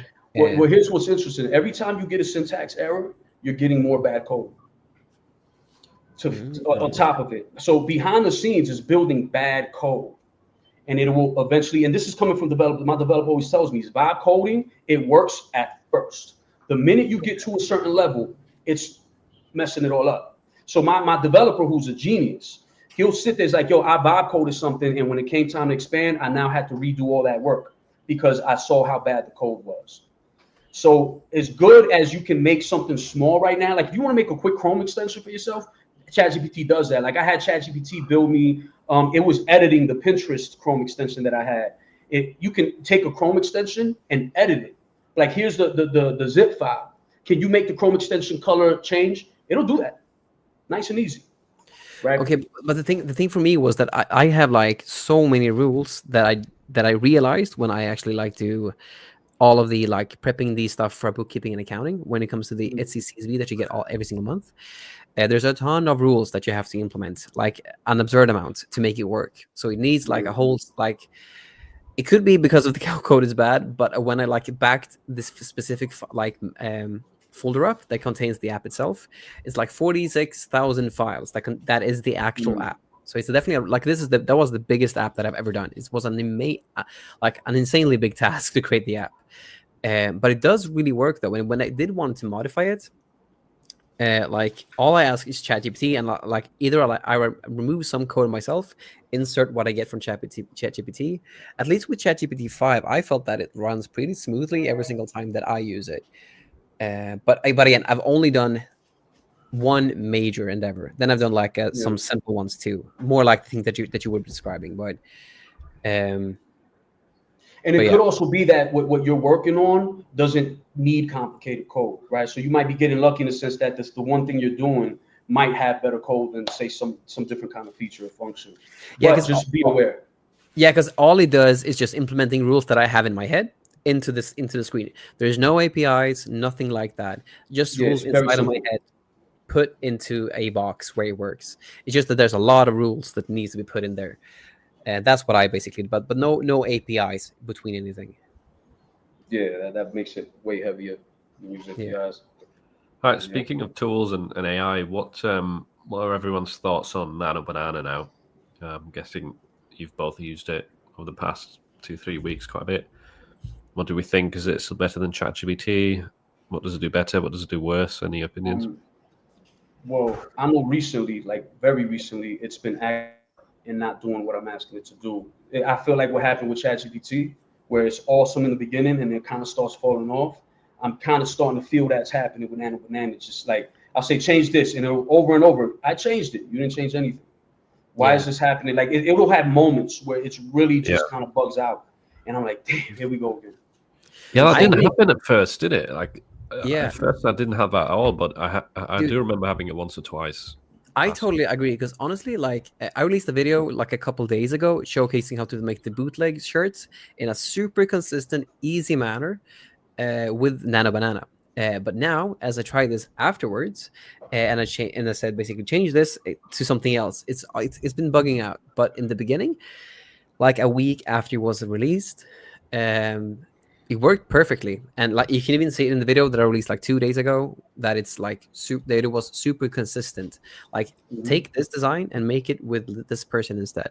Super easy to use. But yeah, there's some update to make it a bit wonky. Well, the theory is what Sam Altman also did with ChatGPT is like in the beginning, they're going to give you this really expensive model while everyone's on YouTube hyping it up and it works beautifully. Now that everyone's coming to it, give it the other model now, because now it saves them money. And they say behind the scenes, that's what they all supposedly, this is how they save money. Because once everyone's using it, that's it, right? The whole purpose is to get everyone to use it. Once you're using it, you don't really stop.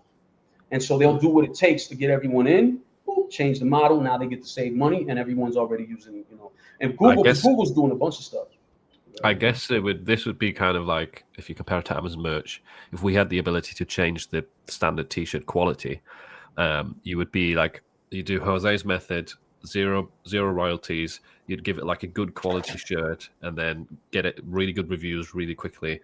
And then once it's selling, you increase the price, and you go back down to the crappy shirt. And that's the idea, right? So then you can cash in.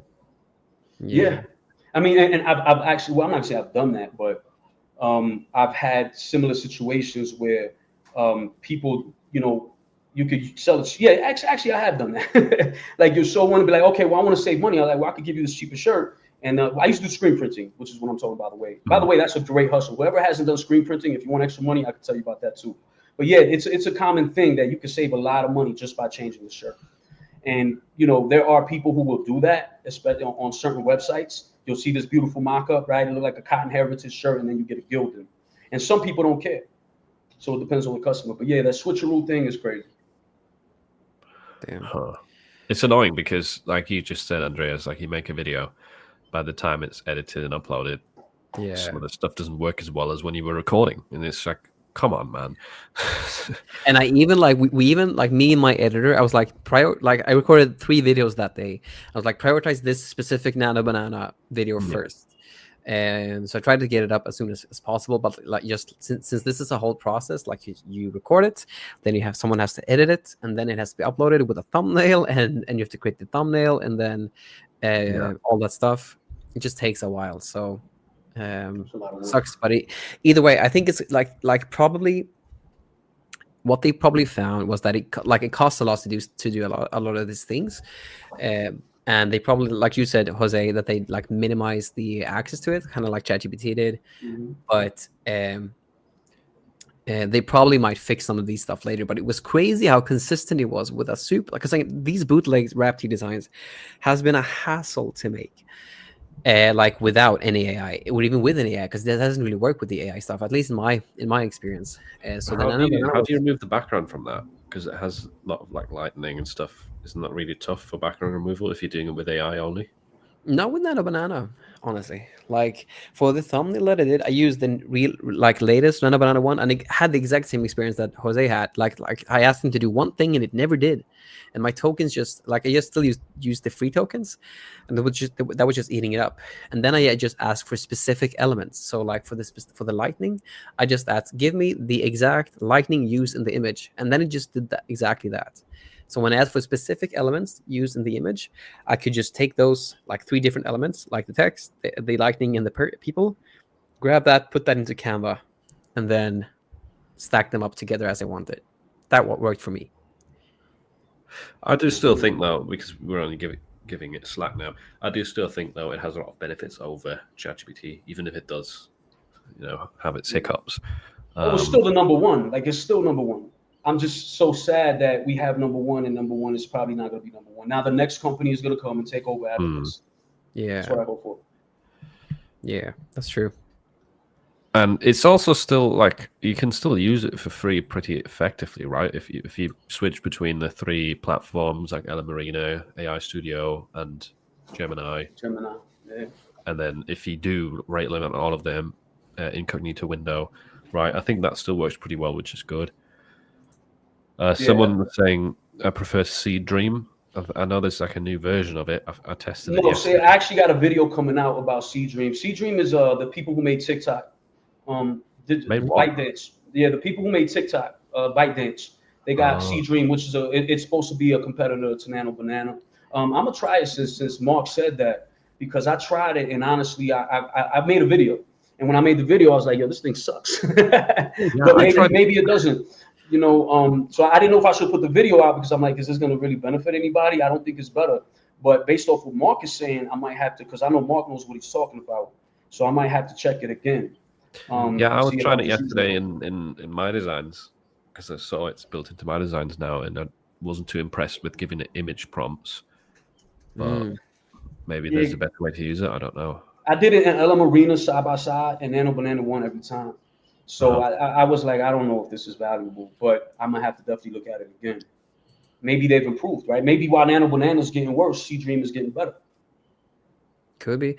I've never heard of Seed Dream before, actually. So this is the first time I'm hearing about it.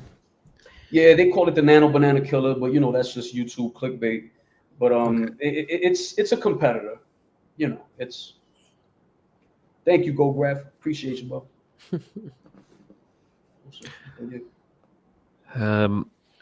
Right, let's go through some previous questions we missed earlier. So, Wheatrix is asking, is there a good bulk upload app for Printify? I would like to have something that prepares products for eBay, Etsy, and Amazon. I'm guessing Amazon's still less central. So that I can easily sync. Is a hassle to create and then copy to stores. So bulk upload app for Printify, there is My Designs and there is Flying Upload. Those are kind of the two most reliable ones that I know. My Designs is still not integrated with Amazon Seller Central, probably because of similar things that Jose was talking about. It takes 50,000 stages to get accepted into stuff like that. But with Flying Upload, you can, I think, upload from Printify to Amazon. Yeah. Unless something's changed, because I've not tried it for a while, but I remember doing that. And they have Printify? I didn't know they had Printify. I thought they had Printful. Yeah, Printful and Printify, and I'm pretty sure you can upload to Etsy, eBay, and Amazon with it.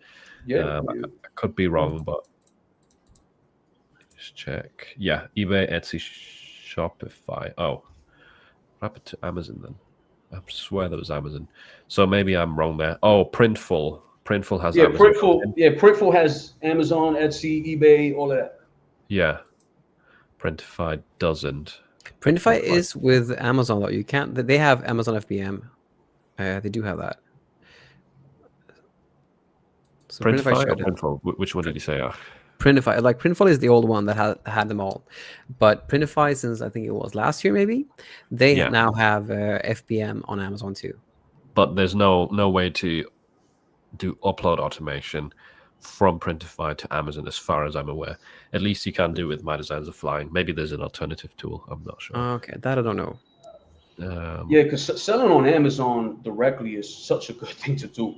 Whoever hasn't done it, man, if you have an opportunity to sell on Amazon, it's a beautiful thing, especially if you sell merch by Amazon shirts. When you see those t-shirts for $7, the way they do that is through screen printing, right? Like if you have a design that sells 1 million times a year, imagine you could get it screen printed. And now every t-shirt costs $4. You go to a fulfillment company, right? It's just like print on demand. A lot of people, I used to make a lot of money before print on demand doing the screen print hustle, because none of it you have to actually be there physically. Everything is online with companies. So imagine you got a top seller. You decide to get a whole bunch of t-shirts screen printed. So if you screen print them, you're talking about as low as $4, $3.50 a shirt. And then you're selling them for $20. A fulfillment company keeps their share. Now you can make, let's say they take about $5. You got $13 a sale. And it's just like print on demand. You're still not doing any of the work, right? So that's a beautiful hustle that a lot of people don't know about in the screen print hustle. If you go directly through Amazon, it's just crazy, profits, big time. Melene is asking, are some of your products still on Amazon's automated sale price? I've had some new ones recently that got locked into it. There is probably still some old ones. I don't know. I know there has been a wave of new discounted ones because there's a Prime Day in 3 weeks. So I don't know whether they're doing it already. Whole bunch of mine. Yeah, same here. You're probably not bothered, are you, Jose? Because you're not running ads. But a lot of people are obviously annoyed about that because it makes it difficult to run ads. Then next question again from Aline was, I saw on one of my Tumblr sales on the Amazon screen, it said this item is not currently available, that they run out of the product. I've had this as well recently sometimes where I open up a product of mine that is selling and it says, oh, not available, even though I have an American zip code selected. So I think it's just some glitch on the Amazon end. It could be a glitch. It's been happening to me for years. It could be a glitch. It could be that they're low on inventory that day. It's a million reasons with Amazon, but it's not going to stay that way, right? Like those are usually very temporary things when you see them. And it says that for you, right? Maybe it's where you are in the world. I mean, who knows? It could be like that for someone else. I've had times where I couldn't find my listings and other people could. So when it comes to Amazon and what they're doing, we don't really know that it's universal, right? They could be like that for you and not others. So Yes, it's just like that Etsy feature where it says this many people have the item in their carts or have purchased over the past 24 hours. It doesn't look the same for everyone, even if it's the same listing at the same time. People will see different text. Do you guys, Oh yeah. do you guys also pay forex charges on international payments? Like I live in India, and when I pay to Printify for my order, I have to pay 4% extra per dollar for international transactions. I can hop on this a bit 'cause I don't pay that.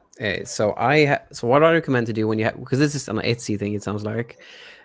So when you, I think it's really important to have your the currency that's in your bank with your Etsy store. Otherwise, you incur a 2.5 conversion fee on all payouts to your bank, which is insanely high. Apart from that, too, if you pay 4% extra per dollars for international transactions within your bank, that's a really high exchange rate that your bank has, or like currency fee, the currency exchange rate that you have. I have some of my students. I haven't tried this out myself, so I can't like confidently see that this works really well because I haven't done this myself. But I have a lot of students, like just like me, that are like sitting in other countries that is not the U.S. and selling primarily in the U.S. And some of them use Wise, so they send money to Wise and they fulfill all their orders using that Wise wallet.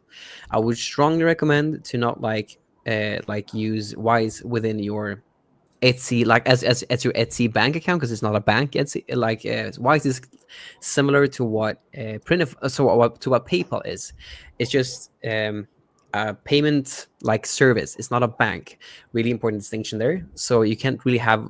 I don't really recommend to have Wise as the bank account selected within your Etsy store, but you can definitely try like sending money to a Wise account and then paying your Printify fees with the Wise account, because with the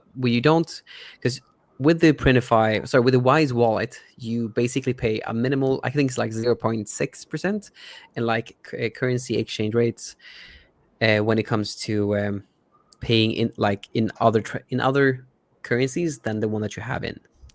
So you can check that out, but I just want to pinpoint that you should definitely still keep the bank account, like the bank account that you actually have in your real bank, have that on Etsy, but play around with like getting a Wise account maybe, and then paying your Printify fees with that, because Printify is really nice. You can always play around with that, but Etsy is not as forgiving as Printify is. Right. I hope that answers your question. Next one is from Casey. Casey. For Q4, I plan on going after high sellers on Amazon, making a better design, and then running product targeting ads on them. Is this realistic, or is the competition too high to get a profitable ROAS? So it sounds to me like you want to go after designs that sell really well on Amazon, make your own better version of that design, run an ad that targets that bestseller, right? I think that's the idea. And then wondering if it's going to be profitable.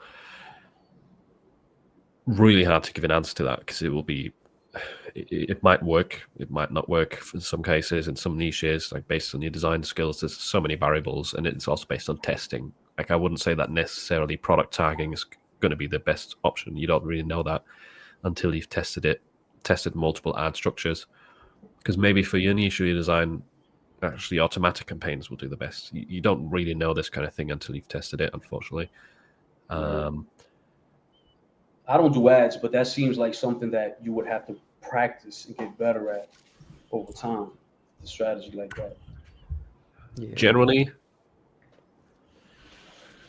you could do well with this if you have patience and you're good at coming up with better designs that are out there, and you're happy, to try something like the zero royalty. Because the thing is, if you're wanting to go after high sellers, they're probably going to be in very competitive niches. So you have to try and provide an edge somehow. That's going to be through really low price, really high ad spend, or both. If there's already established sellers with a lot of reviews, it'll be tough to compete.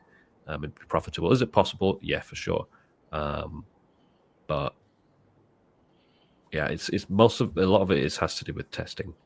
Yeah, I concur. I think that the biggest thing too is to just add value through the design. So like making a design that isn't there, like you can copy someone who is doing that. As long as you're adding a design that worked in like X niche and you're targeting the Y niche, you can take the X design that worked in X niche, in X niche, and you can put that type of design style in the Y niche. As long as it hasn't been implemented like that before. But that's the key thing. Like you can't like add a design style that has already been there. At least that's my take on it.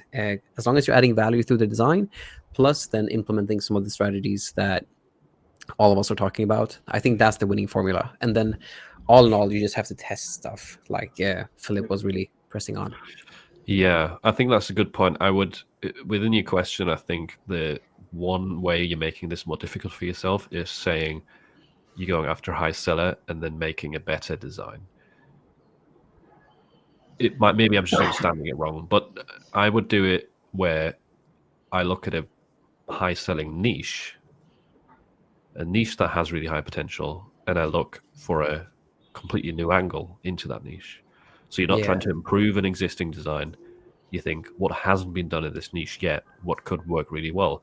Or what has been working really well in other niches? And then you apply that to that high demand niche. And if you test it with lower pricing with ads and it converts well, then it has potential to turn into profitable ROAS with ads. Yeah, because then you're going after the keyword that brings up those high sellers, right? Yeah. And you just want to come up in the same search results and try to be next to them, so it doesn't, and plus I strongly believe now more than ever that the more your design looks like someone else's, the least likely Amazon will show it. I mean, it's not impossible, but I do believe that because of the ideogram thing that's been happening, and I've seen this, like I one of the things that I do a lot is analyze search results. Like that's probably what I do more than anything.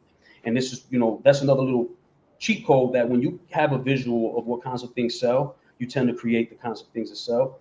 But now the more you look like someone else, I've seen with my own eyes, I thought that there'll be things, they'll bury some stuff in page 3 because it looks exactly like something on page 1.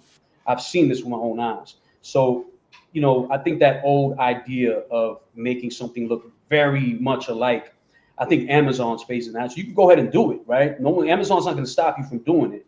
But I truly, truly believe that you're not as likely to sell it as far. You might have to run real high ads on it because I think organically, ads might be the only way to do that. And I just don't believe Amazon is happy about people doing exact copies. It ruins the customer experience, and it's just not sustainable, right? You might get a sale or two here, but if you want to make some longevity, be as different as possible with the same keyword. I say this all the time. Like when I show my niches, I remember the lot of stuff I used to do. Like I had this one guy portrait, it would sell all the time. And I took a Photoshop action and made a pencil drawing version of it.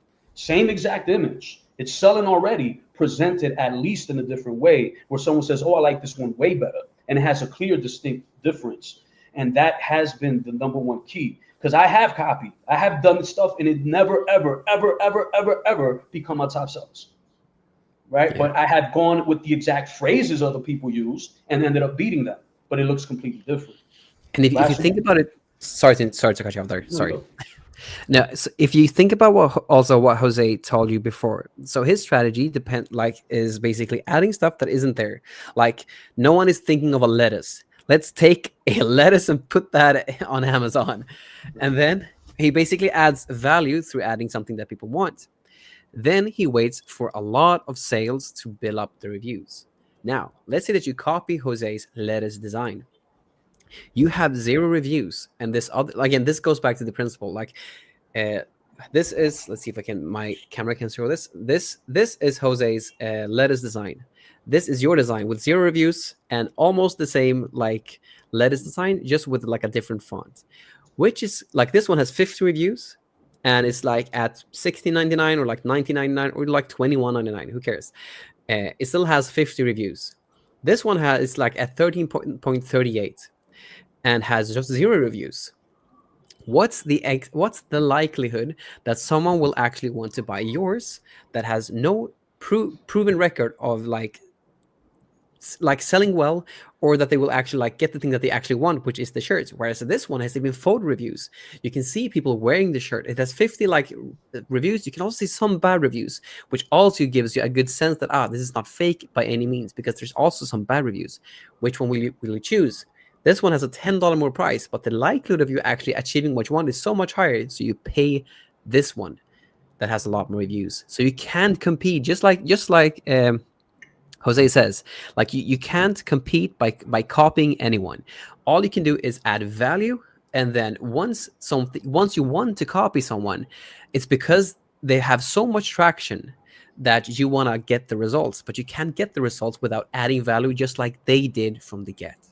So that's really what I wanted to highlight, because it goes in line so much with what he said at the beginning of this whole live stream too, that you have to add value in order to make this whole thing work.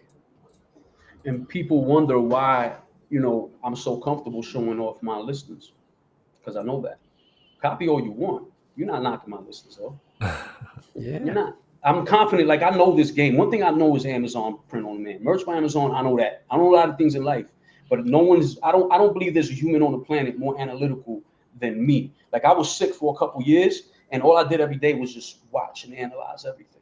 I'm like, oh, once you know the game, and once you know how Amazon puts things on that page, and you can over and over every day, oh, look at the search results. Why is it that Amazon always shows this design, but I can go over here and see 1 million copies of it? They don't put 1 million copies of that design on page 1. There's only one. So you could copy my designs all you want to. You're not knocking me off the front page. You're not. Because you came in way after, and Amazon's algorithm at this point, it knows everything. It knows every trick, and it knows what's valuable, and it knows what's not. And it knows that you're making a knockoff. I do want to add, I got this from Mr. Beast, and he said this really wonderfully. He said, if you can just swap out the word algorithm with the word people, you get a much better sense of how the market actually works. So the people actually want to buy your listing more because it has proven track record, and people don't want to buy another listing that has the exact same design for a lower price because it doesn't have the proven track record. It's the people that chooses, and the algorithm just supports their buying decision. That's my take on it, at least. Yeah, 100%. And I agree with Jose that he's not going to get knocked off the first page unless perhaps his design is priced really high, and then it loses momentum against copies that are priced really low. But that's not what Jose does, so you're not really going to win that game. So the only way would be... No, I'm not going to say it. The only way would be... Right, here's the related question. No, go ahead and say it. If there's a way, do it. I want to know. No, the only way to knock Jose off, if you're copying stuff, would be to price at 0 royalties and run ads, right? And wait like a year too. Don't forget. And wait until you have a lot of reviews. Yeah. And I'm excited by competition. Like, this is the mentality. There's so much easier ways though to make sales from POD. Like, just create a design. It doesn't even have to be original, as in like you're some magician that comes up with a new idea. It has to be a new idea in that niche, right? That's the whole thing. And then you have so much less friction to actually get them to page 1. So that's the key to take away here is. And nowadays there's nothing easier than going to ChatGPT or wherever you want and say, hey, look, this is a top selling design. I want to make sure mine looks nothing like it, but has the exact same sentiment, has the exact same meaning. Yeah. So I can match the same keywords. Done. Yeah. But I do still think that if you think about it also, before we move on to the next question, if we just if you think about if Jose has 50 reviews and now someone copies him, if they wait a year, Jose will have 100 reviews and they might have 45 reviews. You will never catch at a specific point. You will never ever catch up, even if he has a shirt at $24.99, just because the likelihood of them actually getting the shirt that they actually want from Amazon is so much higher. So they might be able to be somewhere up there, but the reviews count will still pile up, because you also have to think about when people buy stuff at a higher price, it's generally it's easier people to deal with than people that buy stuff at $14.99. Because if you've ever sold cheap stuff to anyone, when I did you can probably relate to this, Jose. When I did some mixes for some people, for some artists, I charged half off, and I literally put my everything into it. I referenced Gravity by John Mayer. I really got it to a T to be like that, and it sounded so good. Mixing is a subjective thing, which but it was really, really good. It worked really, really well. I had a friend who's a mixing and mastering engineer. That's what he does every single day. Look at it, and sounded really great. Send it off to the client. He thought it was trash, which can be okay. But then he has another mixer also mixes it, and it's way off balance. It sounds more like you get the kick with just it sounds way off balance overall. But he paid so much more for it, which also showed me that, okay, because again, I had the same experience. Like I did a really bad mix, a really fast mix for someone. It was one of my personally like worst mixes that I've ever done for a client, and he loved it. But I charged double from the first one. So like the way how much someone pays for something also changes the perception of it. So like if Jose, for instance, have 50 reviews and then someone starts to copy him, he changes the price to $21.99. Then you will still get more good reviews because you only get those types of people that actually purchase it. Whereas if you charge it at like $13.38, you always get like the bottom feeder type of customers that are really nitpicky about every single cent. So I still think at a certain specific point, there's no way you can ever catch up to him just because he added value and then he changed the price. And then once you are even close to it, he will have been like gone off the races. That's my take on it. Now, I wonder, Andreas, how much of your mentality is coming from the Alex Hormozy school of doing things? Some of it comes from there, but a lot like the main thing comes from experience, like working with like customers, especially like the mixing customers. I learned that, okay, if I charge half the price and I make the absolute best mix that I've ever done, this really dependent on me. I can have him feel that this is the worst mix ever. Then I can do the worst mix ever, charge double the price, and that's like a great mix for someone. So that's where I learned that pricing also like changes perception, even if it's the exact same product. So a lot of it comes from that, but Hormozy stuff has always confirmed it. So I've just implemented a lot of his things. Like one rule that I implement a lot now is like the 70-20-10 rule. You focus 70% on what works, 20% on what works adjacently, and 10% on new stuff. But the good part is that once I implement stuff, because I don't think anything off the bat, I hear something, I implement it, and I validate if it works right away. And the good thing is that the rate that it actually works is just it always kind of works. It's not every single time, but most times it actually works, which is why I like Hormozy.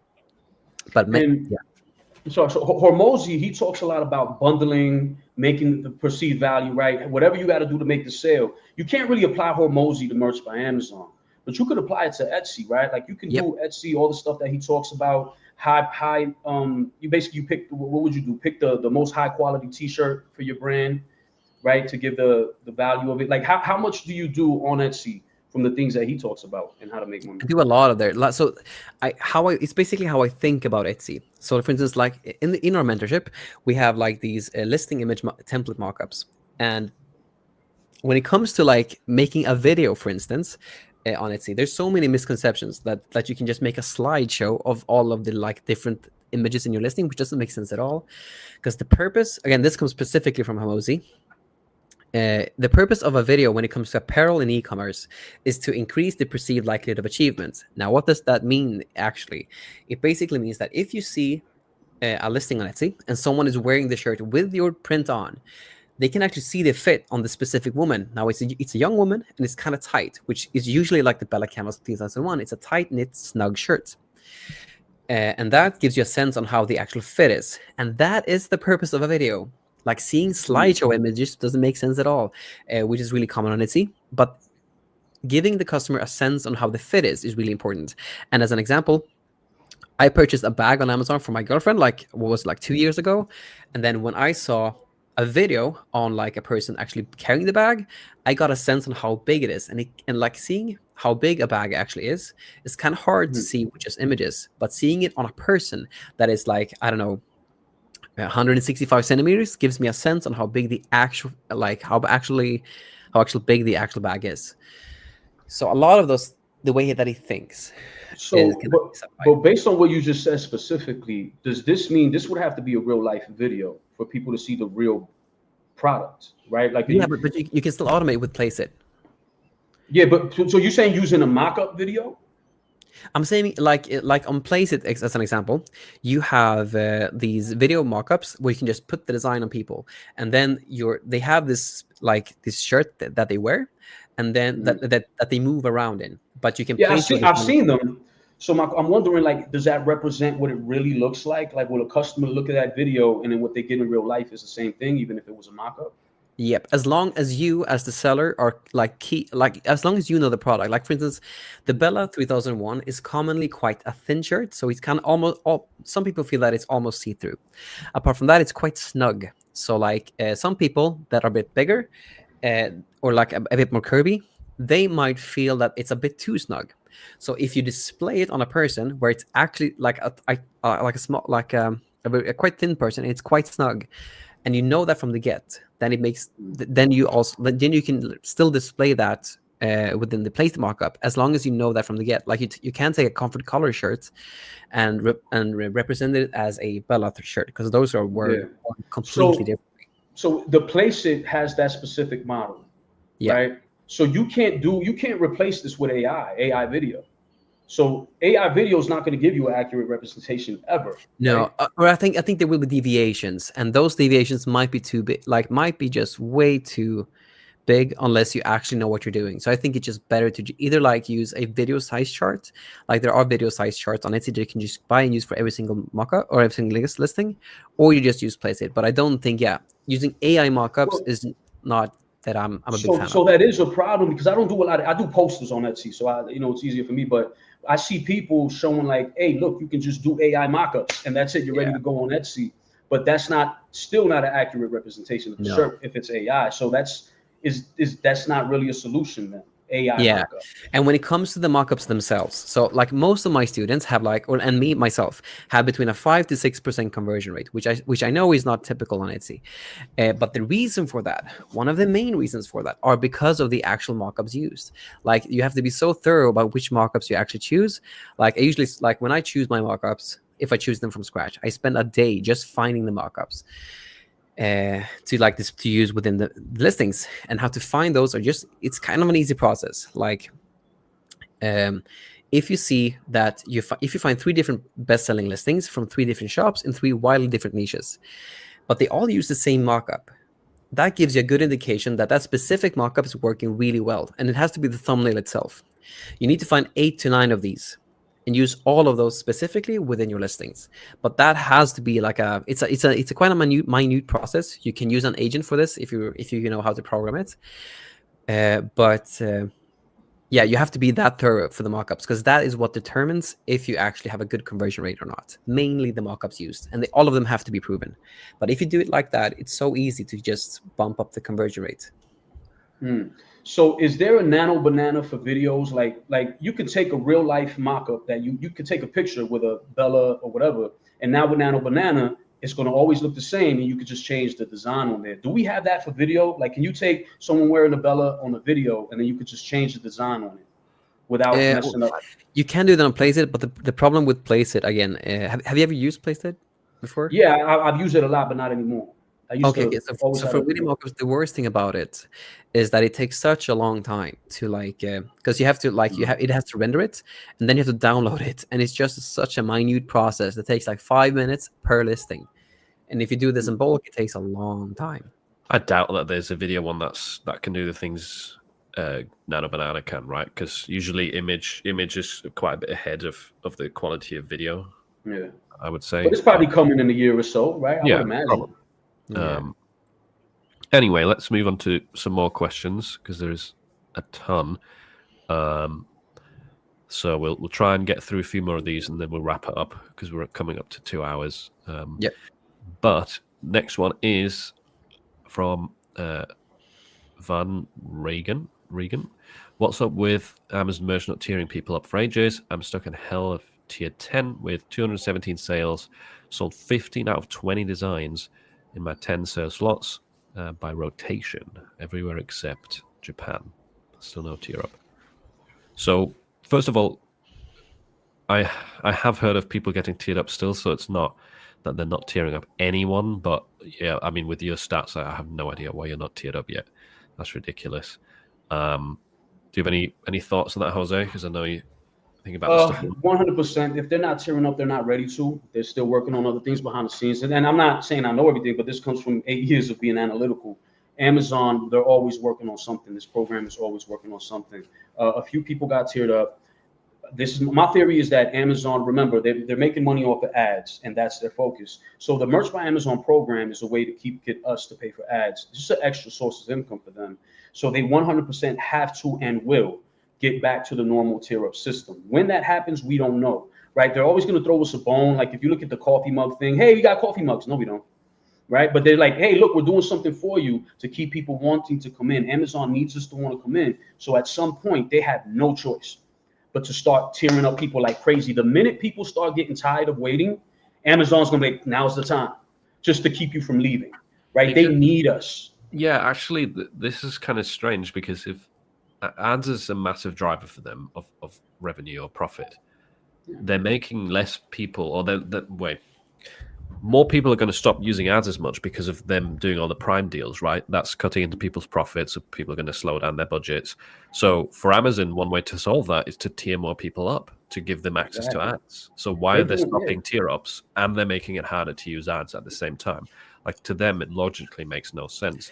But overall, maximize profit. So don't you think that is like, because I've always just had the feeling that where they're now is that they're reinventing a lot of stuff. They're taking the portfolio that they have with all their sellers, and I think they're like finding a way to use personalized designs. I just feel that as a company, they've always been inventive. Again, don't forget that they act like Amazon themselves invented reviews on products.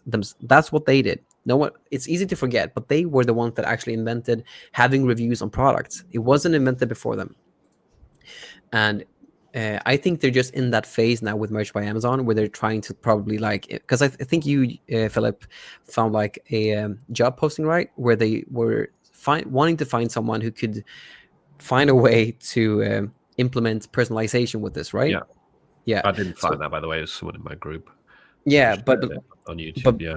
So they're probably in the phase where they're just trying to reinvent a lot of things, and I think that's their primary focus. And then once they've like figured a lot of stuff out, they probably like bump people up. Because again, I hear the pain with being like not being tiered up. I mean, like I'm tier 4,000 with almost 17,000 sales and almost like 100K in royalties total. It's in total, and I have 83.5% live designs, and I also have like, what is it, a 36.5% live designs with sales. So all stats are quite good. I also have a previous student who's like tier 10, but he has like 500 sales now, I think. I also think he's in the merch mastermind now. But either way, I just think they're just in a period where they're just reinventing stuff. And then once that's through, they probably fix that stuff. It's just probably not at the top priority, right? Yeah. Well, everything's in sequence. Amazon is a data company, 100%. So everything they do, I know people say, "Oh, Amazon's so stupid." Amazon is the most intelligent company on the planet, all right? And everything they do, they're testing it for the bigger picture. We can't even dream of thinking the way they think and using the data they use. So right now, they're testing something for whatever reason, we'll never know. But I promise you, the minute you're ready to quit, the minute you're ready to throw it all away, tier ups are coming. Because that's what they as long as they keep people in, they got data. People aren't stopping going to Merch by Amazon and signing up. The minute people stop doing that, they'll do tier ups for sure. But trust, it's in the plans because it has to be. You know what I mean? Yeah. When? Nobody knows. But the minute they probably listen to everything we say, oh, people are mad at Amazon, Amazon throws a bone, right? Oh, you get all these products. Oh, can't quit now, right? And they're going to keep doing that. And the tier ups will come. And when they come, it's going to come in a big drive. You're going to see. I've always just felt that it's that old saying where like the turtle always wins the race, but the turtle is never like the one that's flashy. That's the bunny in that whole theme. The turtle is just there. It's just doing its thing one step at a time. It's not flashy, but once it hits like the goal, it hits the goal big time. So that's Amazon to me. The one thing to consider is, obviously it doesn't really help if you've been waiting for a year to get tiered up, but the good thing about it is if you just been tiered up with the old system and been in like tier 500 by now, you'd be way more in the mentality that like the old guys are in, like me, like Jose, where it's just like throwing spaghetti at the wall, seeing what sticks. You right now in your situation in tier 10, having 217 sales, 15 out of 20 designs sold, you've already turned into like a sniper. Like you you're very accurate with getting designs to sell. Once you do get tiered up, once tier ups come back, you're gonna have the time of your life. You will need to get to tier 20,000 to make a decent income. So although it's really frustrating, and I wish it wasn't this way, the people that are stuck in lower tiers, they'll be teaching themselves to be way better sellers, which before just 100%. wasn't the case. Yeah. The game they're playing, like when you're in tier 10 and you're struggling with this, it's like, you know, when people do exercise with like ankle weights on, right, or on the wrist, and then once you take it off, you feel like you're flying. Yeah. Right. So once everybody who's in tier 10 and everything you're dealing with, Amazon, maybe, I don't know, maybe Amazon's doing on purpose, like we're gonna make monsters out of you. And you're gonna know how to deal with not having a lot of room. And if you can be good at that, imagine what happens when you get to 500, when you get to 1,000, you're gonna be a monster because you're not gonna throw stuff up just because. And maybe, you know, it could be a plus for Amazon is priming you to do that. But I do think, you know, the best thing you could do now is make it so that every upload sells. You know, if I was in tier 10, I'd probably be going into Facebook groups and selling it before I even make the shirt, right? You talk to people, hey, what do you want? Oh, I can make that for you. And then before you, that's a whole nother concept is you sell before creating the shirt, right? You can go into any group and say, I make t-shirts, be so honest. Listen, I make t-shirts. I want to make shirts people actually care about. I want it to emotionally mean something to you. Can you please help me? You go to an axolotl group and people who love axolotls and you want to beat everyone on Amazon, go make friends with them. Say, listen, don't try to sell them nothing. Never at no point do you say, I want to sell something. Don't use the word sale. Get it out of your vocabulary. Say, I make t-shirts and I want to make something that you guys would love. Help me, please. What have you seen? Here's some top selling shirts on Amazon. These are not mine, but I want to know how it could even be better than them. People will flock to you to tell you. Like, this is a little secret. I'm going to make a video about it. Like, I love French Bulldogs. I do designs that I go into specific groups. They upload the ChatGPT stuff, and I just put it on a shirt. Like, they're the ones giving me the idea, right? So if you were to make friends with people and be like, yo, I do t-shirts. I've done this before. I on Facebook. Hey, I got these 2 shirts I made. Which one do you guys think is better? That's it. The first comment, where can I buy it? Right? Yeah. You I think never sell. That's the key to that strategy, is doing it in a way that's not salesy. Yeah. I think that's what most people would struggle with. So if you made a video explaining that, I think I should now because I've done it. And all you got to remember is literally in your mind, you say, these people will never be my customer. They're going to be my friends. That's how you got to approach it. And then you get information from them. And as you're building, oh, is this what you want? Is this what you want? Oh, you want to say, okay, it's no question about it. 100% of the time, they're going to say, I want to buy it now. Every time. They're not going to look at you building what they like and not want to buy it. You know what I'm saying? So if you're in tier 10, I think the best thing you could do, just as an experiment, make it so every single upload sells. And not just one time, not someone bought it, right? You made it for a group of people and maybe more than one. And imagine if every upload you had, all of them sell. If that don't work, then Amazon's playing real games. I mean, but that's, you know, it's practicing like that. And then you get out of tier 10, this going to be your world, because most people like me came up with do whatever you can upload. Yeah. You know, And don't you're going to be don't forget that if it's slow, like I told this again to one of my students too, the Amazon game is a long-term game. You have to wait so much because you're playing on their terms, because you can't just upload your stuff like you can do on Etsy. So if it's like that, focus on Etsy for the time being, and once they have figured their stuff out, do Amazon too. But Etsy is a great way to make an income nowadays. And then you can also, like, once they figure their stuff out, you can always refocus on Amazon. Yeah. And Etsy doesn't limit you. Like, you could get on Etsy today and get up there if you wanted to. You know, I think it's a higher cost, but that's the thing about the Amazon tier system. I wouldn't be stuck on Amazon if I was on tier 10 at all. You know, there's so much time you're doing. You're learning how to sell t-shirts. You're a beast. If you're in tier 10 and you got 500 sales, you're a beast already. Take that talent and go make some money in other places. You got a talent of making shirts people want to buy. Don't just think of Amazon if you're in tier 10, man. You wasting a lot of time. Those talents you have, selling is selling, no matter where you go. It's a talent. You know what I mean? So if you're getting good at selling, use your talents everywhere else you go. I mean, maybe try Shopify. I don't know. I'm thankful I got Amazon, but yeah, if I know how to sell, selling is something that is a life, you know, skill. You could use it in real life. You could take people you know. I said when I first started Amazon, I sold stuff to people I know on the street. Yo, I sold on Amazon. Blah, blah, you know, this guy did a brand. He ended up getting me to tier 500. because he would just do samples for his shirts. Like, yo, you want to start a t-shirt brand? I can put it on Amazon for you.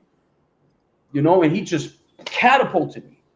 And he was just buying samples. I was putting the lowest price, and he would just buy hundreds of his own shirts to test them. Like, there's so many ways you can make sales through just your personal life.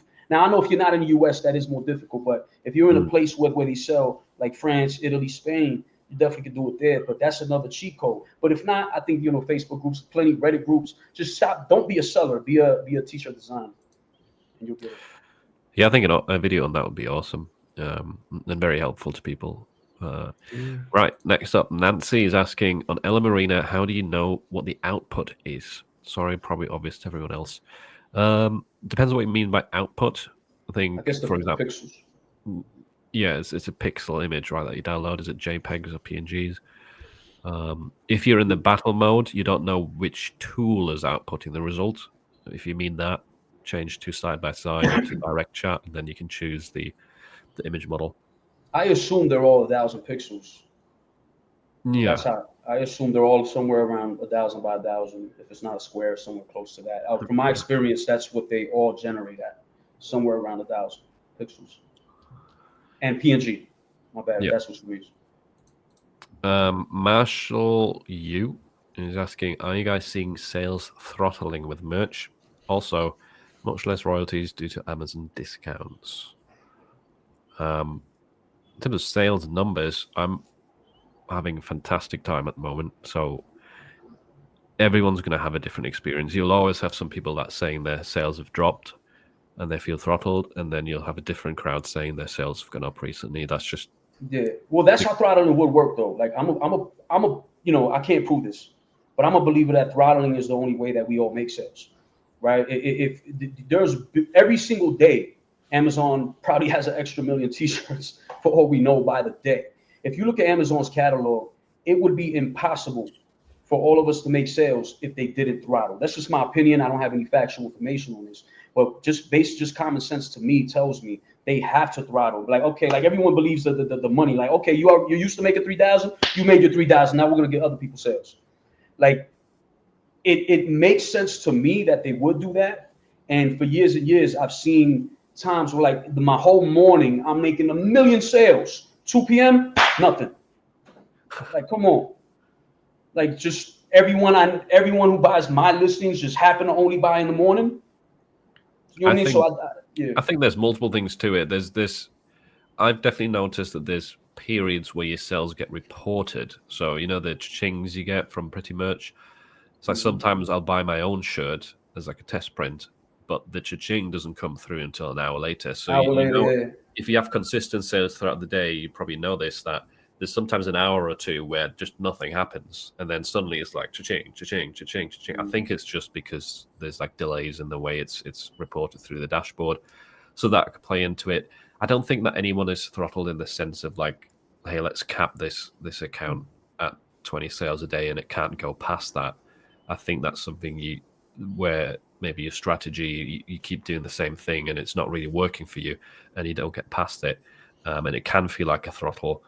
But one thing to try out is just drop all your prices, especially like what we said earlier, especially old listings that haven't sold or that have stopped selling, and you'll quickly notice probably a change at least in the amount of product selling.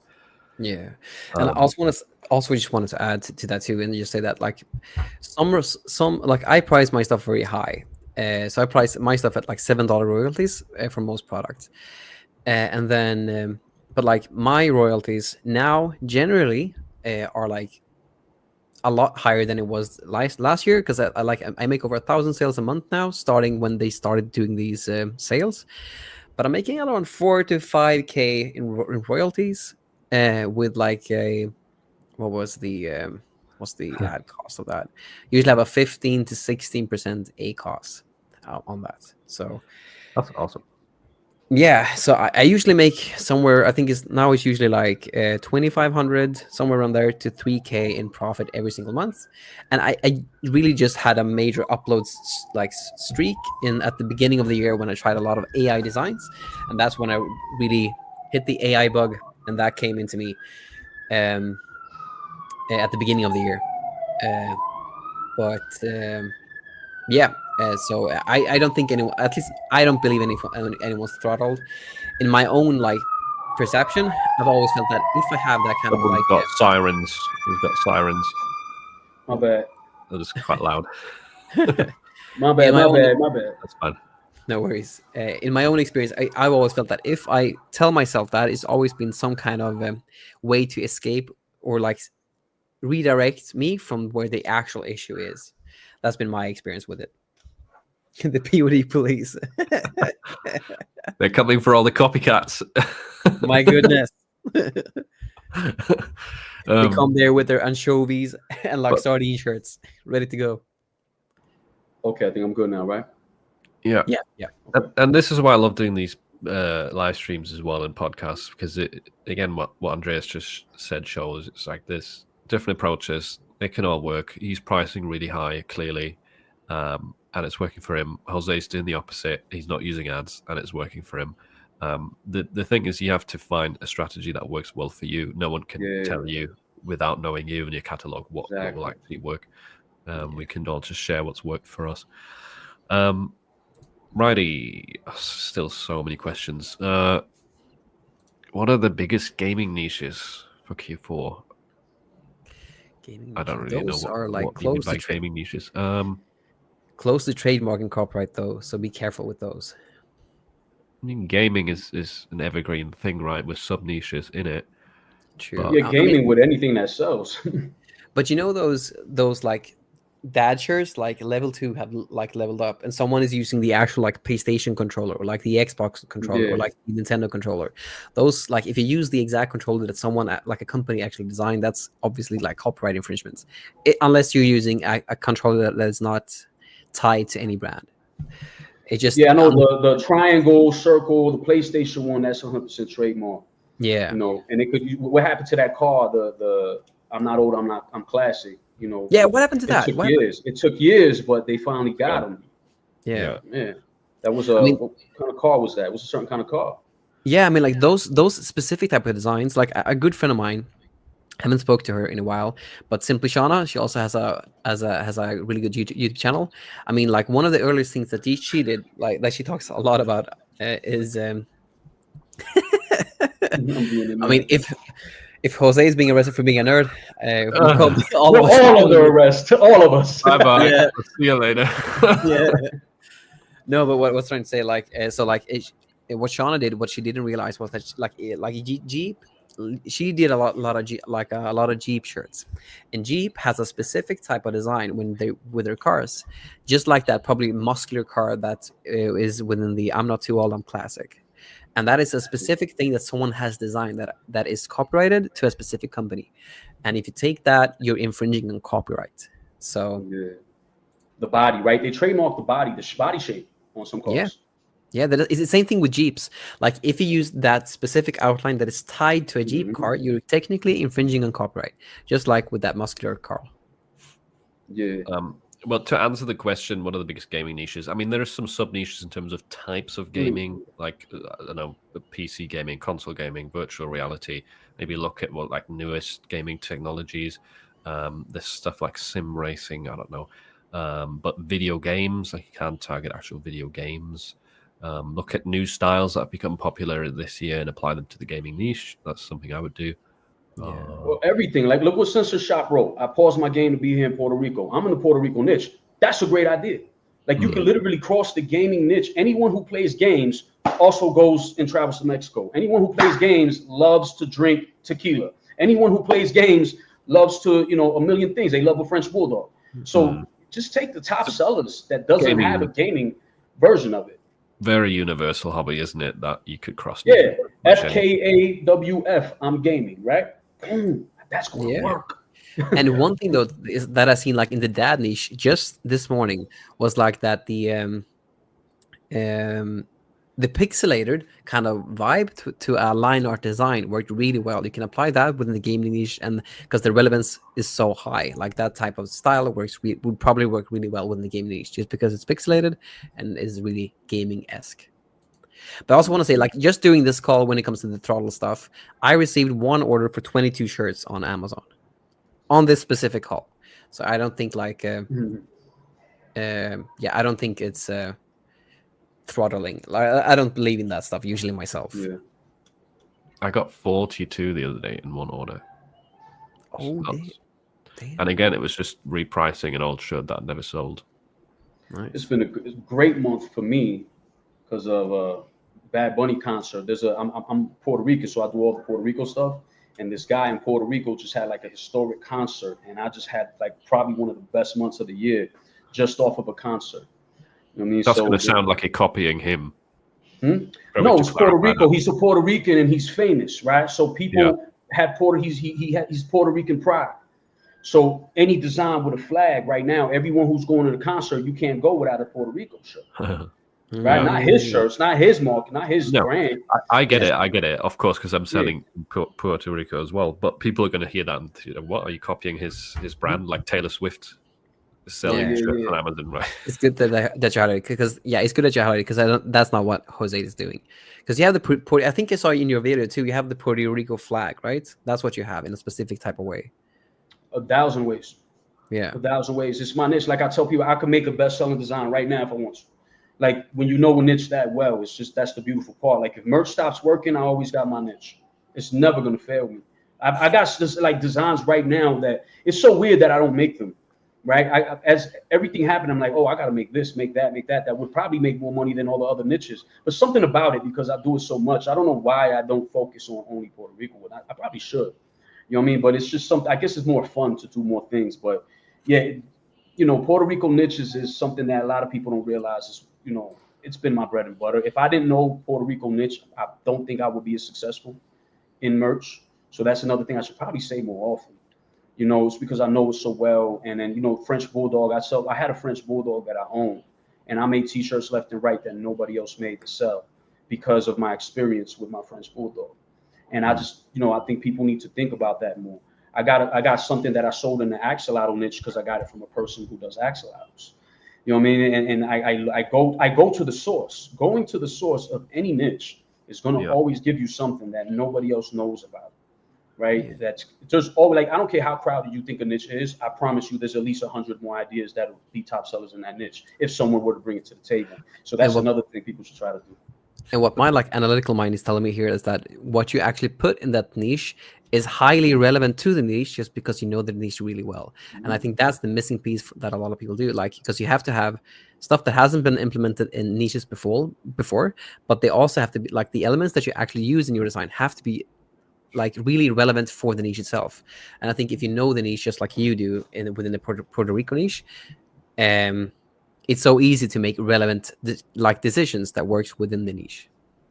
Yeah, and especially, and one mistake, just to play on this real quick, a big mistake people make with AI is not checking the elements to make sure they're accurate. One of the biggest loser of sales is you got this amazing design and there's something in it that looks nothing like it does in real life. When people got a shirt with a lot of elements, they're looking at that. That's the fun part. Look, it got this, it got that. They're pointing at the shirt and excited about the things that are on it. So if you're using AI, you're wasting so much time because you don't even realize, like a lot of people do Puerto Rico designs, they don't know the flag is off. And it'll be a cool idea. And if you don't sell that, thank you. I'm going to take it from you and make the flag right and take your sales. So if you're going to come up with a good idea, make sure the elements look right. Do a little bit of research because your people are wondering why stuff doesn't sell sometimes. But my bad, I digress. Some of the first niches I started selling in back when I started on Amazon were niches that were essentially just interests of family members and friends. It's just like ask them or speak to them or be engaged in what they're interested in, and you can figure out a lot of stuff that doesn't exist on Amazon yet. Like going back to the point of like, don't just look on Amazon and copy what's there. Figure out a unique way to appeal to the people that actually buy the shirts. There's another quick one right here off topic that I think we should answer. Would you join the content of immense curiosity? Tell me where your accent is from.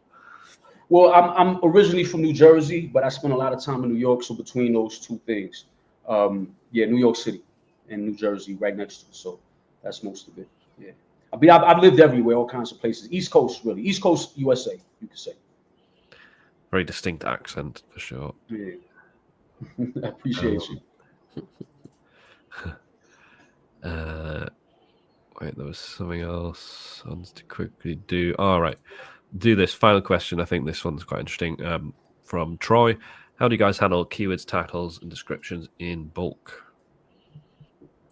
My designs. Flying upload. What's your take on this, Philip? I just do it with flying upload. I usually don't use their AI because there's a difference between mine and Jose's method. Jose's talking about using the AI that's built into flying upload. I usually batch things in within a niche and make one listing, optimize one listing, copy it across to the others, and then just adjust the title. Or you can use your file name as the title and brand name. That's another method. The flying upload AI is good, but it's been having some bugs for me. So yeah, it can be buggy. Like if you're talking about bulk, Troy, if you really do things in bulk, then I think you should 100% at least try the flying upload. And just to let you know, I don't get paid for saying this. Like I have no affiliation with them, and I truly believe that I couldn't survive without it. Right. And when it comes to the keywords, if you do everything in a similar niche, you could give keywords to the AI. Right. So you can still make sure you got your own keywords, put it on the there for all the listings, and it'll incorporate that keyword in different ways for each title, each brand. So you get fresh, listings with the keywords you want to be in there. And it can be slightly pricey, but it's 100% worth it. Like if I lost flying upload today, I would cry. I cannot survive without it. And I spoke to another guy who was in the 200,000 tier. When he saw what I did, he said, "Thank you. Like this really helps." You know what I mean? And it's true. If you're doing things in bulk, I strongly recommend using your own keywords with AI Vision listing. It'll look at the t-shirt and look at your keywords, and it'll make all the listings in bulk for you. And I personally use auto translate because it costs a lot more money if you want to do it in each language.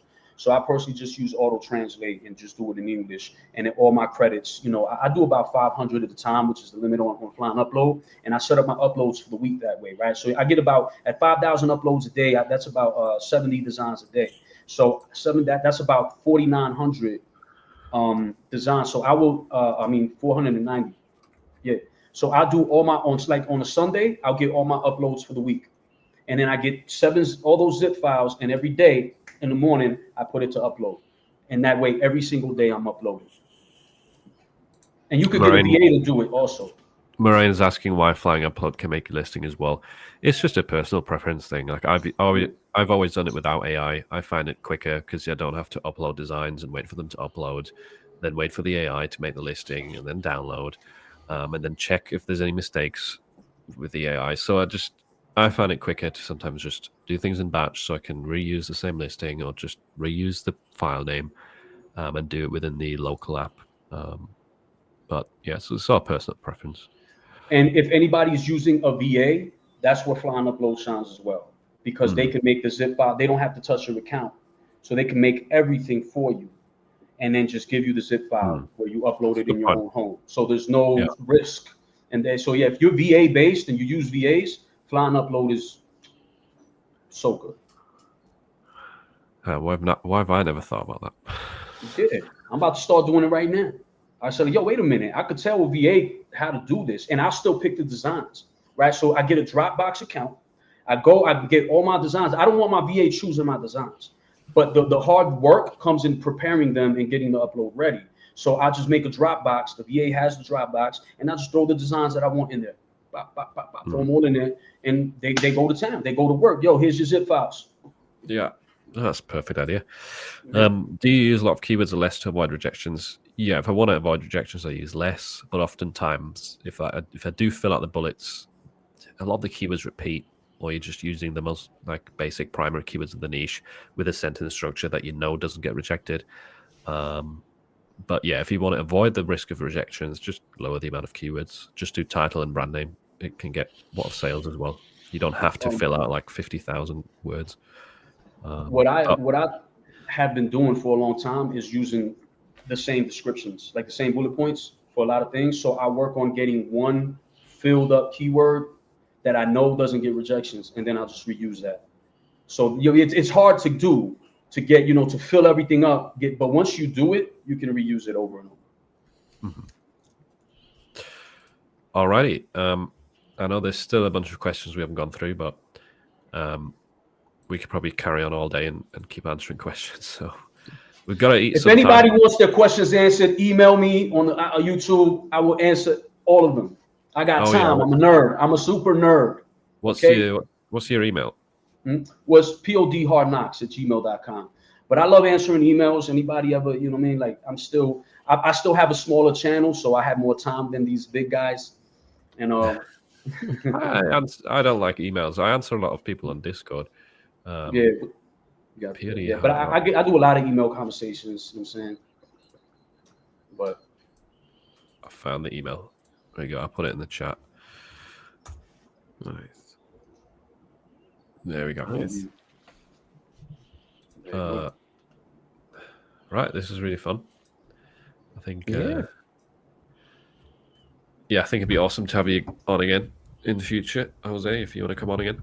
Hopefully by then you can demo your tool. Yeah, by then I'll definitely have something ready for people to use. He has already demoed it in Merge Mastermind, but it's just not publicly available. I think that's quite tough to get it into actual like downloadable formats. Yeah, right? and we're working on getting the Mac version, which hopefully today. I shouldn't say that, but once we get the Mac version, we're going to really move things around. So it's coming up.